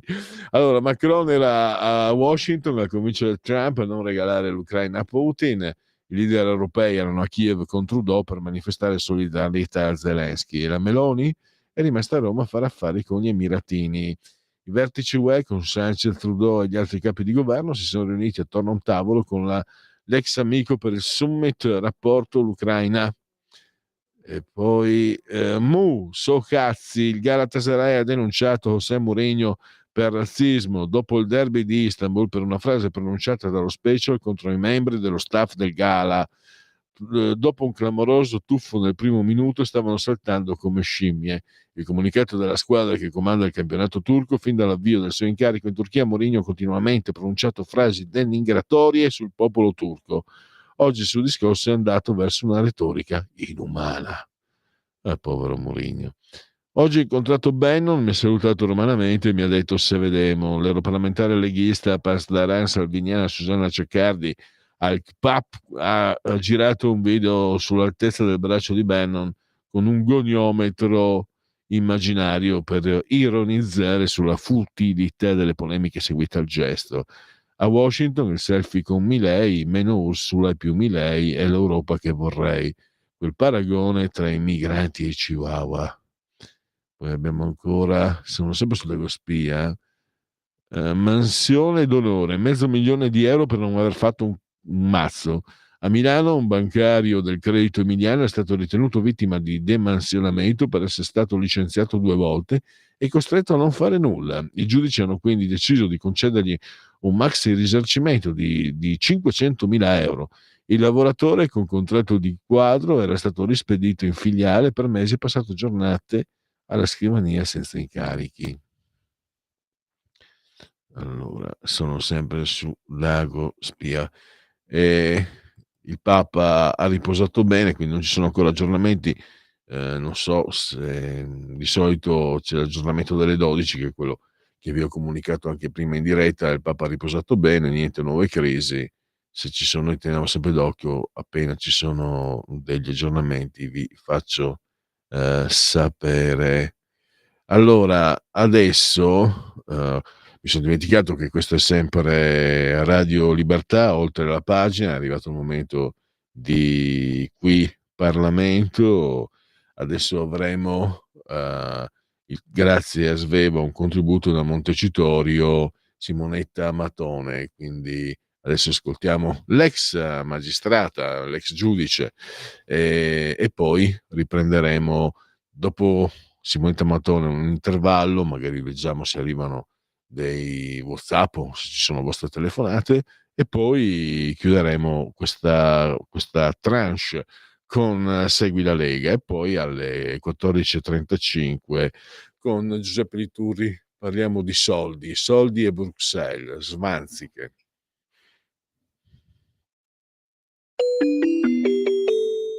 Qui Parlamento. La seduta è aperta. Invito la deputata segretaria a dare lettura del processo verbale. Processo verbale della seduta del 20 febbraio 2025. Presidenza Ascani. La seduta comincia alle 9.30 con l'approvazione del... Buongiorno a tutti.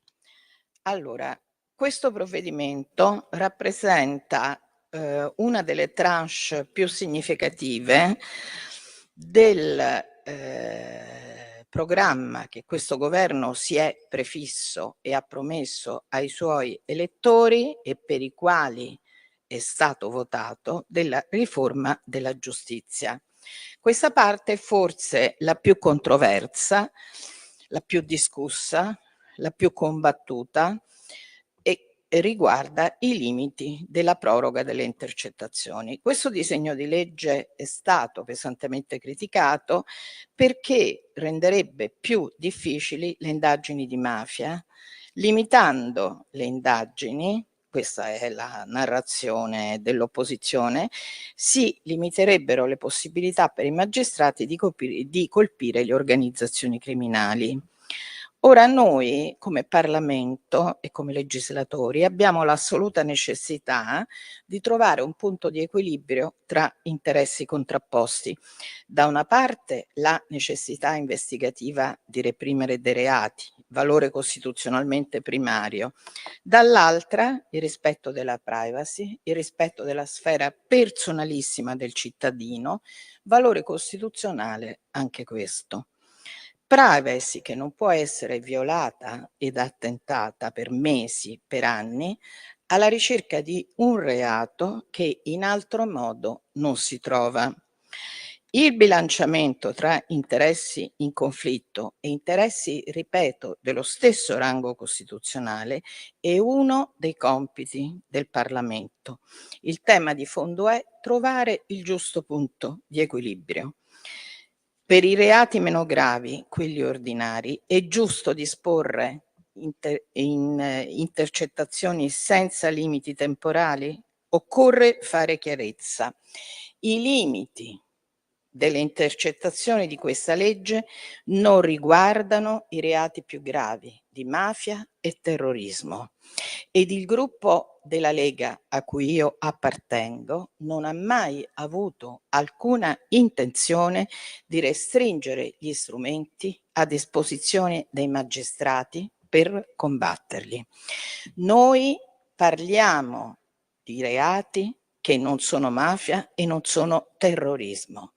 Dopo i 45 giorni la proroga delle intercettazioni è però comunque consentita, ma deve essere specificatamente motivata sulla base di quello che si è riusciti ad acquisire e quindi si vogliono evitare le proroghe sine die per effetto degli automatismi collaudati nel rapporto pubblico ministero-giudice. Sia detto per inciso, esiste addirittura lo stampato nelle procure e negli uffici giudiziari, voglio dire, negli uffici del GIP, lo stampato per le proroghe. Esiste lo stampato per chiederla e lo stampato per applicarla. Le proroghe ci saranno, verranno concesse, ma saranno giustificate dall'emergere di elementi concreti e dovranno essere oggetto di specifica motivazione. Non vi è alcuna limitazione nel numero delle proroghe che potranno essere concesse e questo l'opposizione, o meglio la Santa Inquisizione, come sarebbe più giusto definirla, non lo dice. Non c'è nessun limite temporale, possiamo andare avanti per anni se emergono elementi, ma se emergono elementi, ovviamente in presenza di gravi indizi di reato e indispensabilità delle intercettazioni ai fini della prosecuzione delle indagini. Ripeto, il limite di durata complessiva delle operazioni di captazione non trova però alcun limite nei casi delineati dal primo comma dell'articolo 13. C'è addirittura un allargamento ai delitti di criminalità organizzata generici o di minaccia dell'uso del telefono. Qui l'autorizzazione a limiti meno stringenti, in presenza di sufficienti indizi di reato, sì, se necessari allo svolgimento delle indagini, anziché assolutamente indispensabili. Quindi abbiamo addirittura un miglioramento e un allargamento delle possibilità di intercettazione. Quindi di che cosa stiamo parlando? Ora, a chi ci riferiamo? Ci riferiamo ai delitti di criminalità organizzata, quindi secondo peraltro gli ultimi orientamenti della Cassazione, tutti i reati di tipo associativo, anche comuni, correlati alle più diverse attività criminose. Quindi non è in alcun modo in pericolo la tenuta del sistema investigativo italiano che da sempre combatte efficacemente e con successo le organizzazioni criminali. Ora, in questo dibattito si sono mosse accuse assolutamente strumentali, giocando sulla non esatta conoscenza da parte dell'opinione pubblica di quello che effettivamente c'è in questa legge. Non c'è nessuna contrapposizione in atto in questo momento, della quale sempre parliamo, tra garantismo e giustizialismo, ma piuttosto una visione democratica e liberale della vita dei cittadini italiani per bene, che sono la totalità del paese, mi permetto di dire. Altro tema è il codice rosso. Anche qui il Senato ha votato un ordine del giorno per ricondurlo nell'alveo dei, diciamo così, delitti più gravi, ma al tempo stesso, anche qui, la durata delle intercettazioni è 45 giorni, se emergono elementi potranno essere prorogate. Quindi dov'è il vulnus? È assolutamente strumentale sbandierare l'attentato al codice rosso. Non è vero, non è così. Vi sfido a dire dove sta questa norma che vieta le intercettazioni all'interno di reati sanzionati dal codice rosso. Quella che piuttosto va censurata è la campagna di denigrazione e disinformazione che è stata orchestrata per distruggere complessivamente la riforma della giustizia, che a tappe, faticosamente, ma forzatamente, perché lo abbiamo promesso agli elettori e con grande determinazione, perché ci crediamo tutti, stiamo facendo. Non ci sono intenti vendicativi nei confronti dei magistrati. Ci sta solo ed esclusivamente la necessità di migliorare il paese e renderlo più civile. Per cui separazione delle carriere e riforma delle intercettazioni sono due aspetti fondamentali di questo cambio di passo. Ora, noi finora abbiamo assistito ad un uso scellerato e strumentale delle intercettazioni, con fughe di notizie orchestrate e mirate su cose che nulla avevano a che fare con la ragione fondante di quel provvedimento. Vite assolutamente devastate, e la cronaca giudiziaria è piena di esempi di questo genere. Se è vero che la separazione delle carriere è la madre di tutte le riforme, è vero anche che, a mio modesto avviso, lo dico sempre, la separazione più indispensabile, più necessaria, ma purtroppo non la possiamo fare per disegno di legge o decreti, è la separazione tra gli uffici stampa e le procure della Repubblica. Qui però occorre un cambio di passo culturale, sociale, occorre una rivoluzione copernicana. Altro ultimo elemento, ed è un elemento, permettetemi, tecnico, dall'alto, dal basso della mia esperienza, è l'enfatizzazione delle intercettazioni come mezzo di prova, a discapito delle indagini in senso tradizionale. Il tema è la cultura investigativa. Oggi questa cultura poggia solo, nella quasi totalità dei casi, sulle intercettazioni. Noi vogliamo tornare ad un sistema più efficace, equilibrato, rispettoso dei diritti delle parti in gioco, ma capace anche di rispolverare il sistema investigativo di un tempo, senza adagiarci solo ed esclusivamente sullo strumento delle intercettazioni.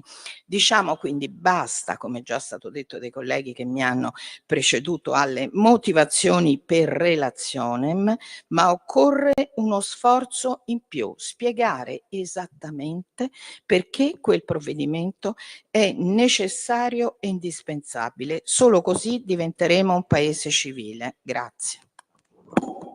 Grazie. Salutiamo. Qui Parlamento. E allora avete sentito l'intervento di Simonetta Mattone direttamente non in differita, da Montecitorio. Allora diamo qualche aggiornamento, se volete intervenire, linee aperte, WhatsApp, di tutto quel che c'è, non manca nulla. Tusk, riunione a Londra domenica sui piani di difesa comune. Il Cremlino, possibile vasta interazione con gli Stati Uniti sulle terre rare.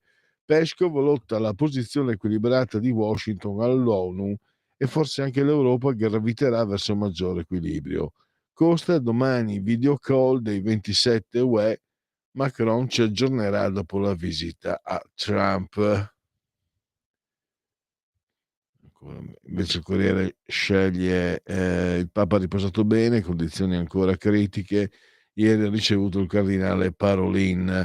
Rottamazione delle cartelle per chi va al ripescaggio pur non avendo pagato, cosa fare?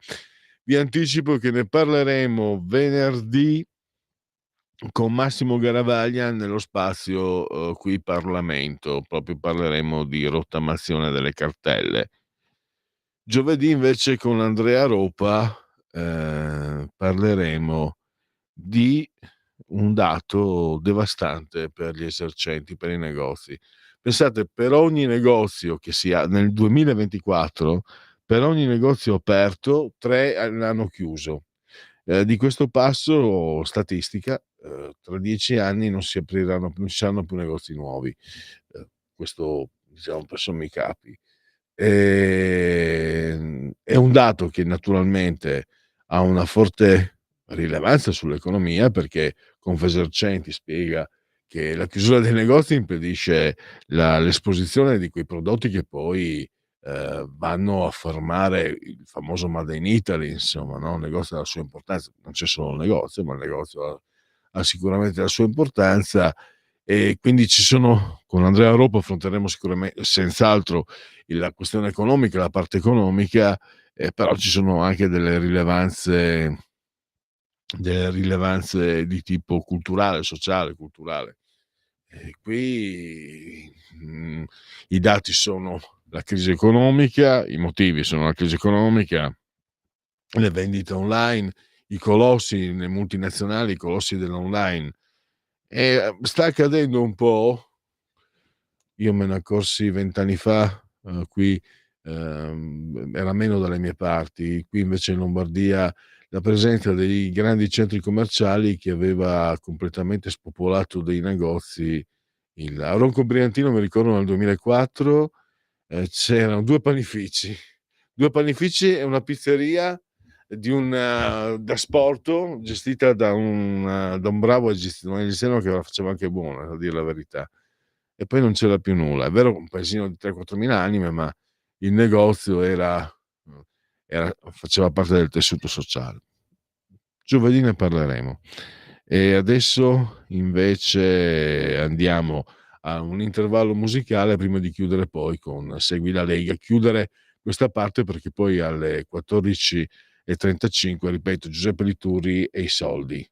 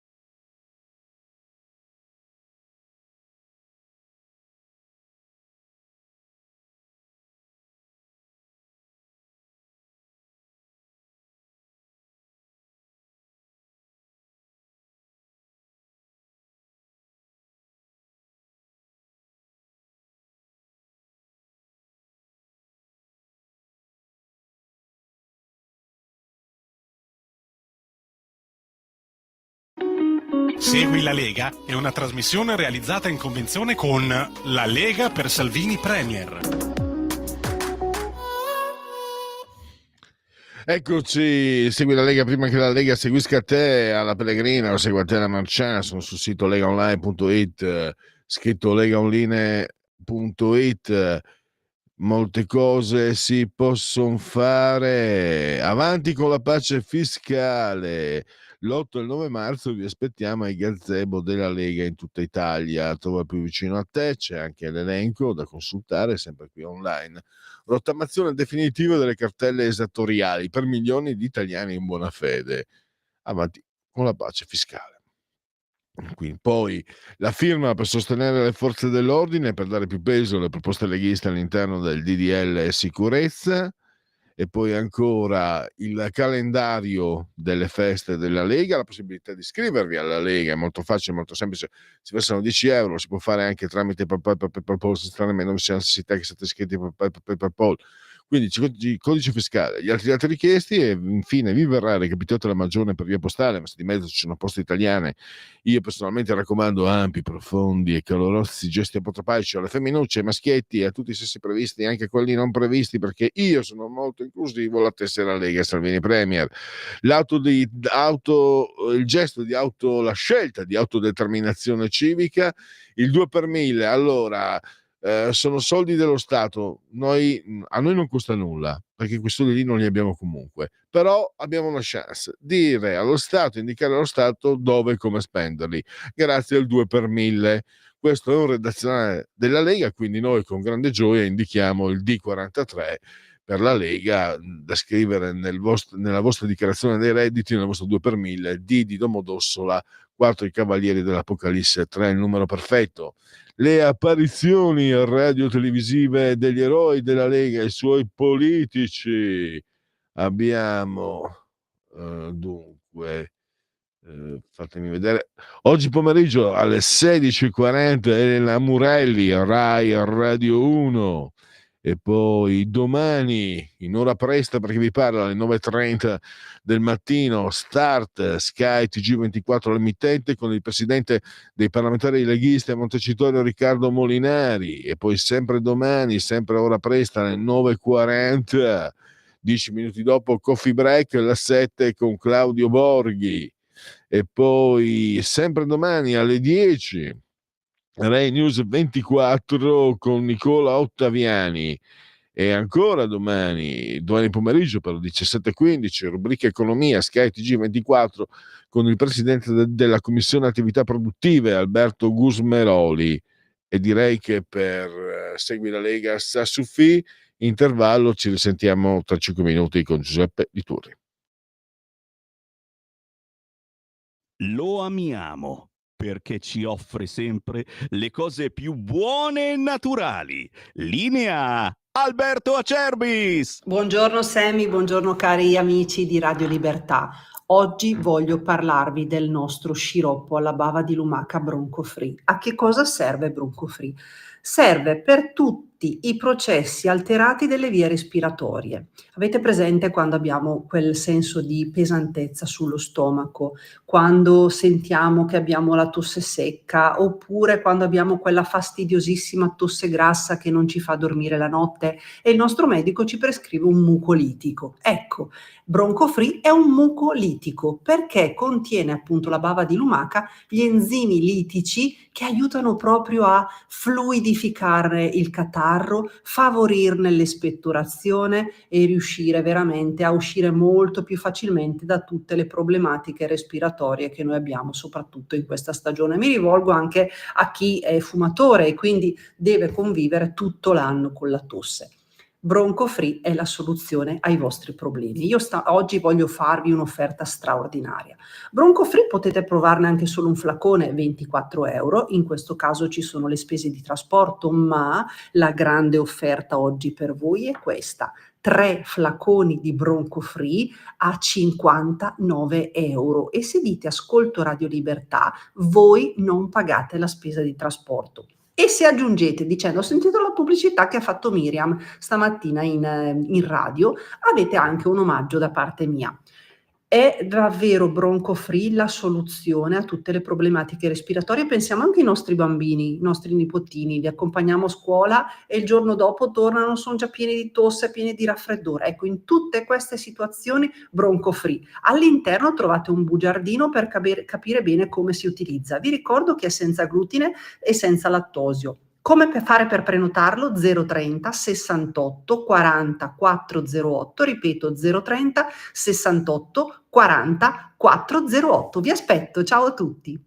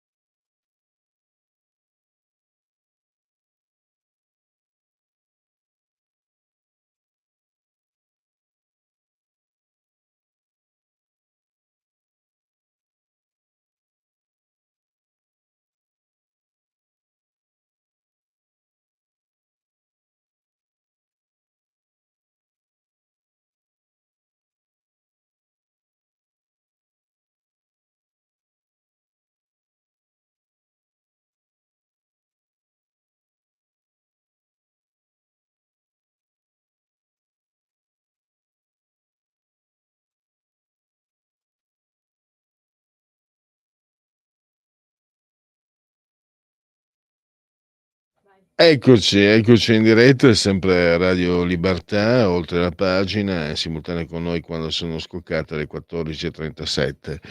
Linee aperte, non abbiamo ancora reperito, contattato il nostro ospite che è Giuseppe Liturri per parlare, vi dicevo, dei soldi. Casomai leggo la sinossi, comunque noi non arretriamo di fronte al primo ostacolo. Allora, intanto vi ripeto il numero se voleste intervenire al 0292 94 7222 e poi c'è anche il servizio WhatsApp 340 670 9659 e le ultime notizie. Il Corriere sempre con gli aggiornamenti sulla situazione di salute del Papa. Il Papa ha riposato bene, condizioni ancora critiche. Ieri ha ricevuto il cardinale Parolin. la firma per beatificare salvo d'acquisto.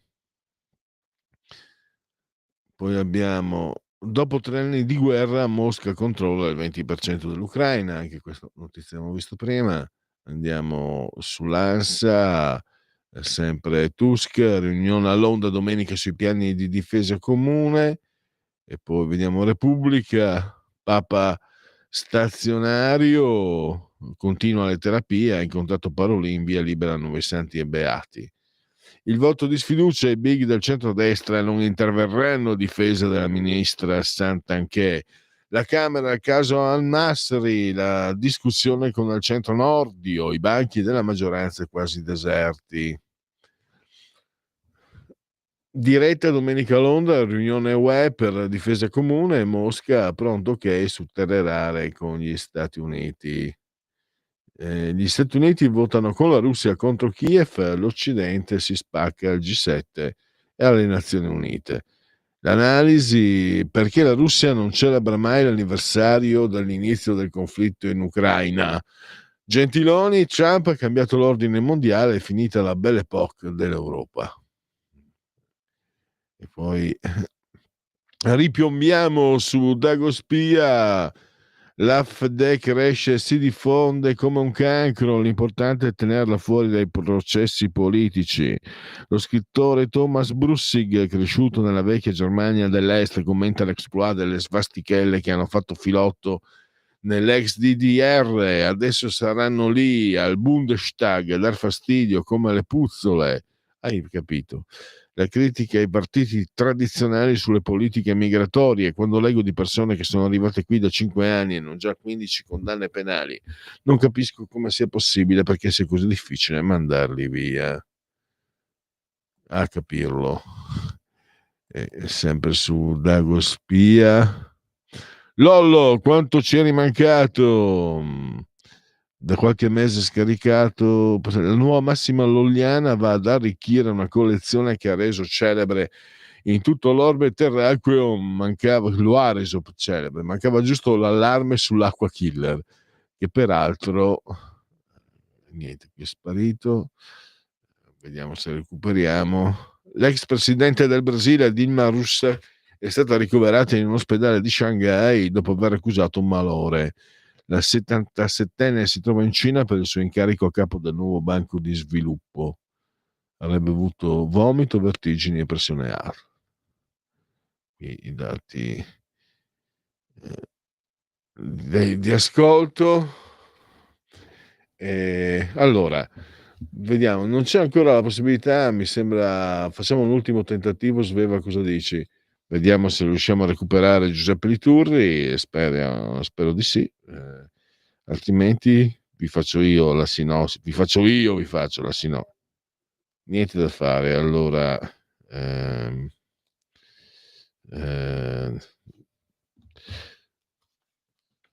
in qualche modo non c'è problema, abbiamo sempre il piano B.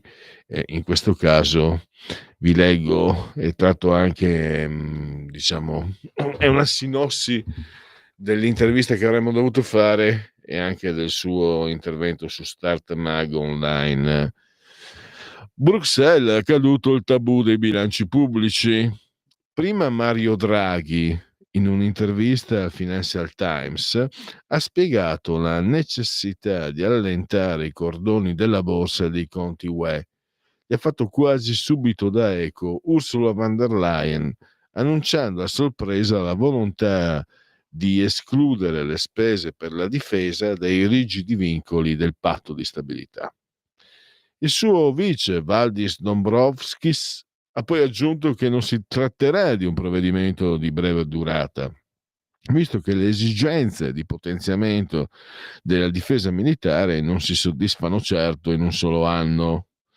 Draghi, da un lato, ha detto che senza lo stimolo dei bilanci pubblici non c'è crescita. La von der Leyen, dall'altro, ha detto che siamo in un'emergenza paragonabile dal punto di vista economico a quella del Covid, al punto di bypassare le nuove regole riscritte solo pochi mesi fa. Il nuovo patto di stabilità è scritto per affrontare l'uscita dal Covid. Dietro queste decisioni c'è una domanda grande come un bilancio dello Stato: chi paga? Normalmente gli investitori pretendono un premio per il rischio di fronte a questi annunci di maggior debito.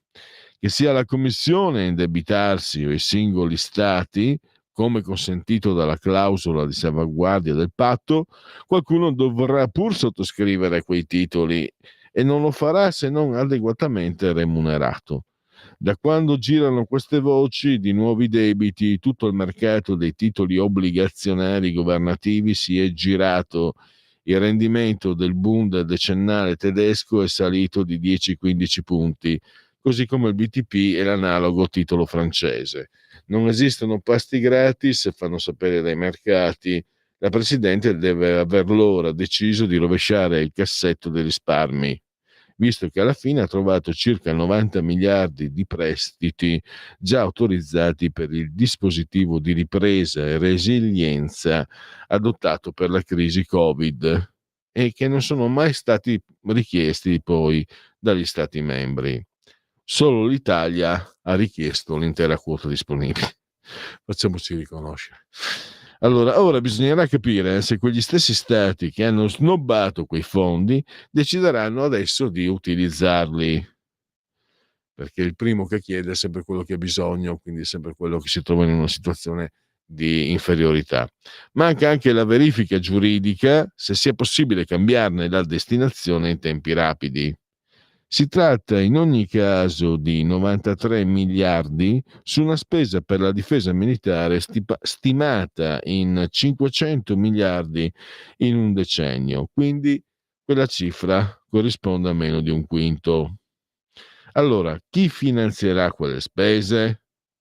Chi comprerà quei titoli? Semplice, c'è solo un nome in circolazione, quello di Christine Lagarde, presidente della BCE. E non sarebbe nemmeno una novità, visto che nel biennio 2020-2022 fu proprio dall'Eurotower di Francoforte sul Meno che partirono gli aiuti per acquistare il nuovo debito emesso per sostenere le nuove spese. La BCE, infatti, è l'unico soggetto in grado di creare denaro dal nulla, con un illimitato potere di aumentare le proprie passività. L'unica, e qui questo non l'avevo messo nella presentazione perché è un dubbio che spesso ci attanaglia. L'unica alternativa all'intervento della BCE sarebbe l'impiego forzoso del risparmio privato, chiamato comunemente esproprio. Speriamo che qualcuno non ci stia pensando sul serio. Lo sapete che il risparmio privato, quello italiano, è il secondo al mondo dopo quello giapponese, anche se è stato piuttosto eroso. Dopo la crisi dei subprime, la situazione del debito privato non è proprio così rosea, però è sempre una miniera importante e alla fine tutto sommato fa parte. I rapporti di forza sono molto basici, scusate la parolaccia, primitivi. Diciamo i predatori vanno dove c'è qualcosa da predare e in questo momento i predatori della finanza mondiale naturalmente non da oggi stanno prendendo di mira il risparmio privato, il nostro risparmio privato. Ne avevamo già parlato, se vi ricordate, con soggetti diversi tra loro, con tecnici, sempre addetti ai lavori e tecnici di posizione diversa, che avevano ruoli diversi, però alla fine si era sempre, in questi ultimi 2 anni, si è sempre alla fine arrivati a lì. La svolta green, il Green Deal, l'auto verde, e mira al risparmio privato, perché nel momento in cui ti obbligheranno a comprare l'auto verde, ti obbligheranno, non potremo più utilizzare i condizionatori, vi ricordate? Il gas che si usa adesso non sarebbe più consentito e quindi se ne userebbe di efficacia molto, molto inferiore, e poi ancora la casa domotica, gli abiti stessi, insomma ci sarebbe all'interno di questa rivoluzione green un insieme complessivo di spese perché alla fine se vuoi stare in ordine, se vuoi stare all'interno del perimetro del consesso civile, del consorzio civile, devi tirare fuori i soldi. Hai messo via i soldi e adesso li spendi per come ti diciamo noi. Grosso modo mi sembra sia quello l'indirizzo. È un indirizzo anche per certi aspetti che ha la sua ragion d'essere economica. Siamo, soprattutto gli italiani, fanno sempre meno figli, quindi alla fine i pensieri vengono in modo conseguente a sé. Tu non fai figli, hai messo via dei risparmi sicuramente, spesso poi, soprattutto noi boomers, ma anche non solo noi boomers, molti hanno ricevuto, riceveranno insomma dai nonni, dai genitori, case, soldi eccetera, quindi già qualche cumulo alle spalle c'è. I risparmi nostri, non abbiamo figli e quindi quei soldi alla fine li consumiamo perché non ce li possiamo portare nella tomba. Li consumeremo sempre di più per la sanità, perché le prestazioni saranno sempre più ridotte, li consumeremo, a meno che non ci sia un'auspicabile svolta per questa pazza, folle svolta green, e poi li consumeremo in altri modi. Sicuramente il nostro risparmio è non da adesso, non da oggi, sotto assedio. Allora, ancora niente, non riusciamo a recuperare Giuseppe Lituri, peccato. Intanto vedo, sono di nuovo su Lanza. Aspetta, vediamo un po'. Il numero, magari non avevo controllato il numero, sai che noi vecchi sbagliamo. Allora, vediamo. Perizia psichiatrica per Moussa Shangare e la sorpresa dei familiari di Sharon Barzani. Allora, il Papa ha riposato bene. Allora, metti un jingle così adesso vedo se facciamo un controllo incrociato dei numeri di telefono, Sveva, allora, metti il jingle. Da oggi la tua radio è ascoltabile anche con la televisione in digitale. Sul telecomando della televisione digitale o del tuo ricevitore digitale puoi scegliere se vedere la TV o ascoltare la radio. Risintonizza i canali radio e troverai anche Radio Libertà, canale 252. La tua radio.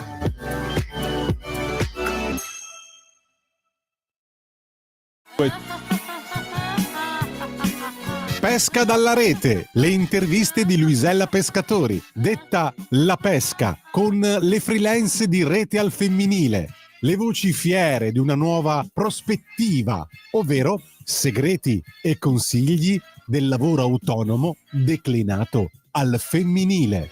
Ogni mercoledì alle 15:30 su Radio Libertà, la tua radio.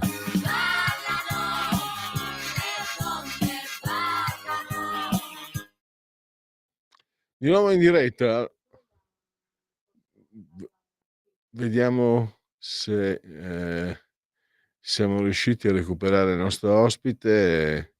C'è stato qualche problema con le linee telefoniche, vediamo se poniamo rimedio per sentire proprio dalla sua viva voce la questione, anche se abbiamo a questo punto pochi minuti. Vediamo.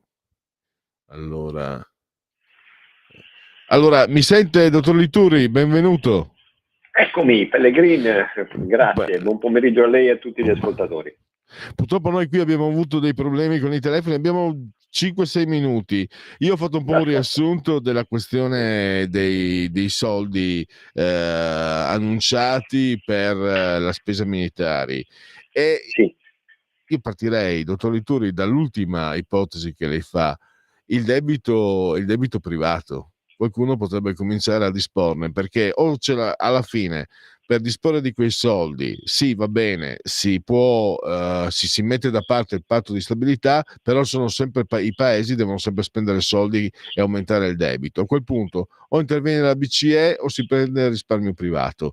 Io l'ho capita così. A lei la parola. Sì, la dottore. sua sintesi è già perfetta, contiene tutto.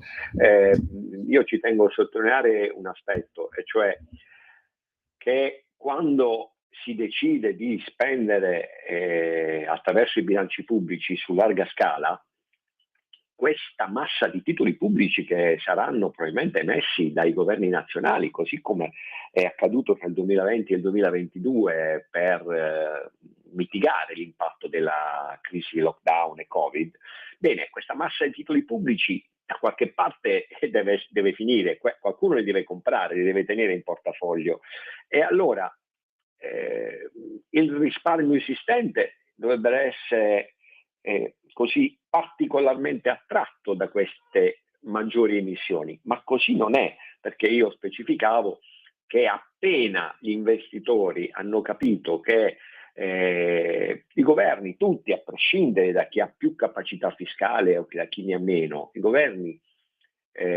hanno intenzione di finanziare le spese per la difesa con queste massicce emissioni, hanno immediatamente chiesto delle quotazioni più alte. C'è stato un modesto ma significativo incremento dei tassi sui titoli a medio-lungo termine, titoli pubblici a medio-lungo termine. Ciò significa che nessuno presta così a cuor leggero.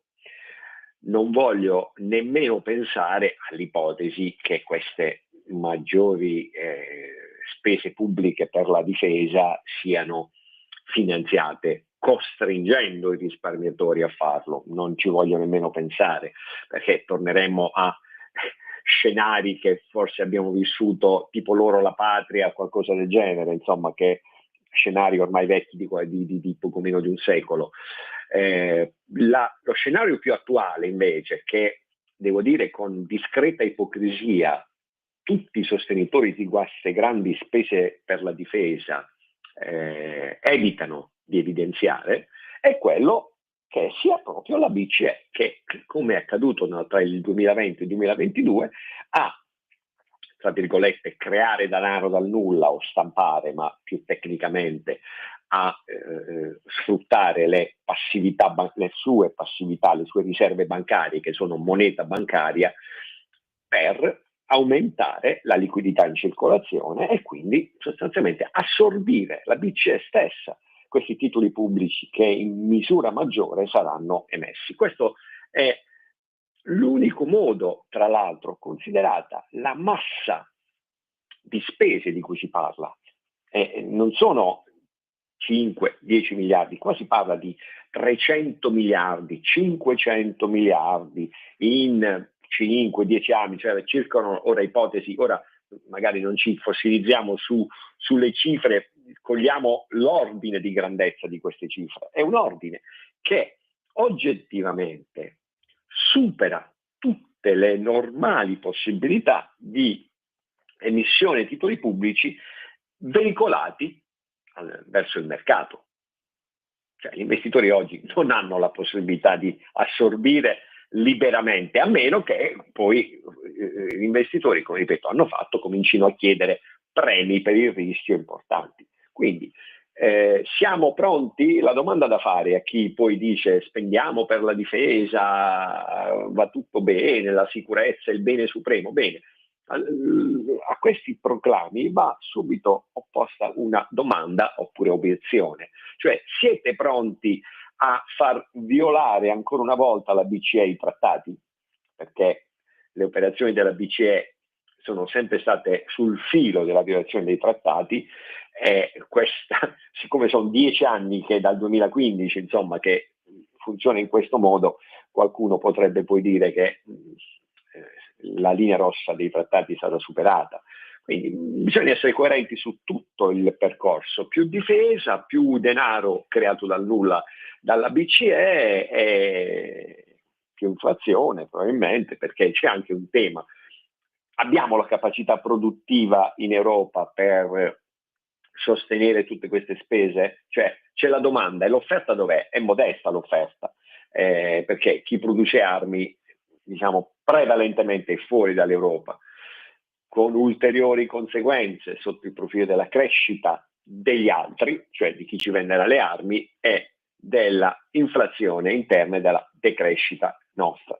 Insomma, le conseguenze non sono affatto banali. La mia volontà, cioè il mio desiderio è che si sia chiari e coerenti nell'esposizione di tutte le conseguenze, perché ce la stanno raccontando per metà, forse, o per un terzo. Raccontiamola tutta e facciamo comprendere ai cittadini tutto quello che conseguirà rispetto a certe scelte che non sono state ancora fatte, perché l'Unione Europea ha tanti difetti, ma almeno dei meccanismi decisionali formali ci sono, per cui deve ancora passare tutto attraverso il Consiglio. Nel Consiglio ci sono i governi e vedremo quali governi accetteranno scelte del genere. Quindi siamo qui che attendiamo delle scelte fatte nelle sedi istituzionali pertinenti. Benissimo, allora purtroppo abbiamo avuto questi problemi che ci hanno impedito di avere più tempo, ma è stato esaustivo come sempre. Grazie ancora a Giuseppe Lituri, lo possiamo leggere sulla Verità, su Stratmag e su Out. Grazie e risentirci a presto. Grazie e buon pomeriggio a tutti. E grazie a Sveva, meravigliosamente sul attuale di comando, nonostante sia in piena convalescenza e regia tecnica, e grazie a tutti voi per aver scelto anche oggi Radio Libertà. Miau.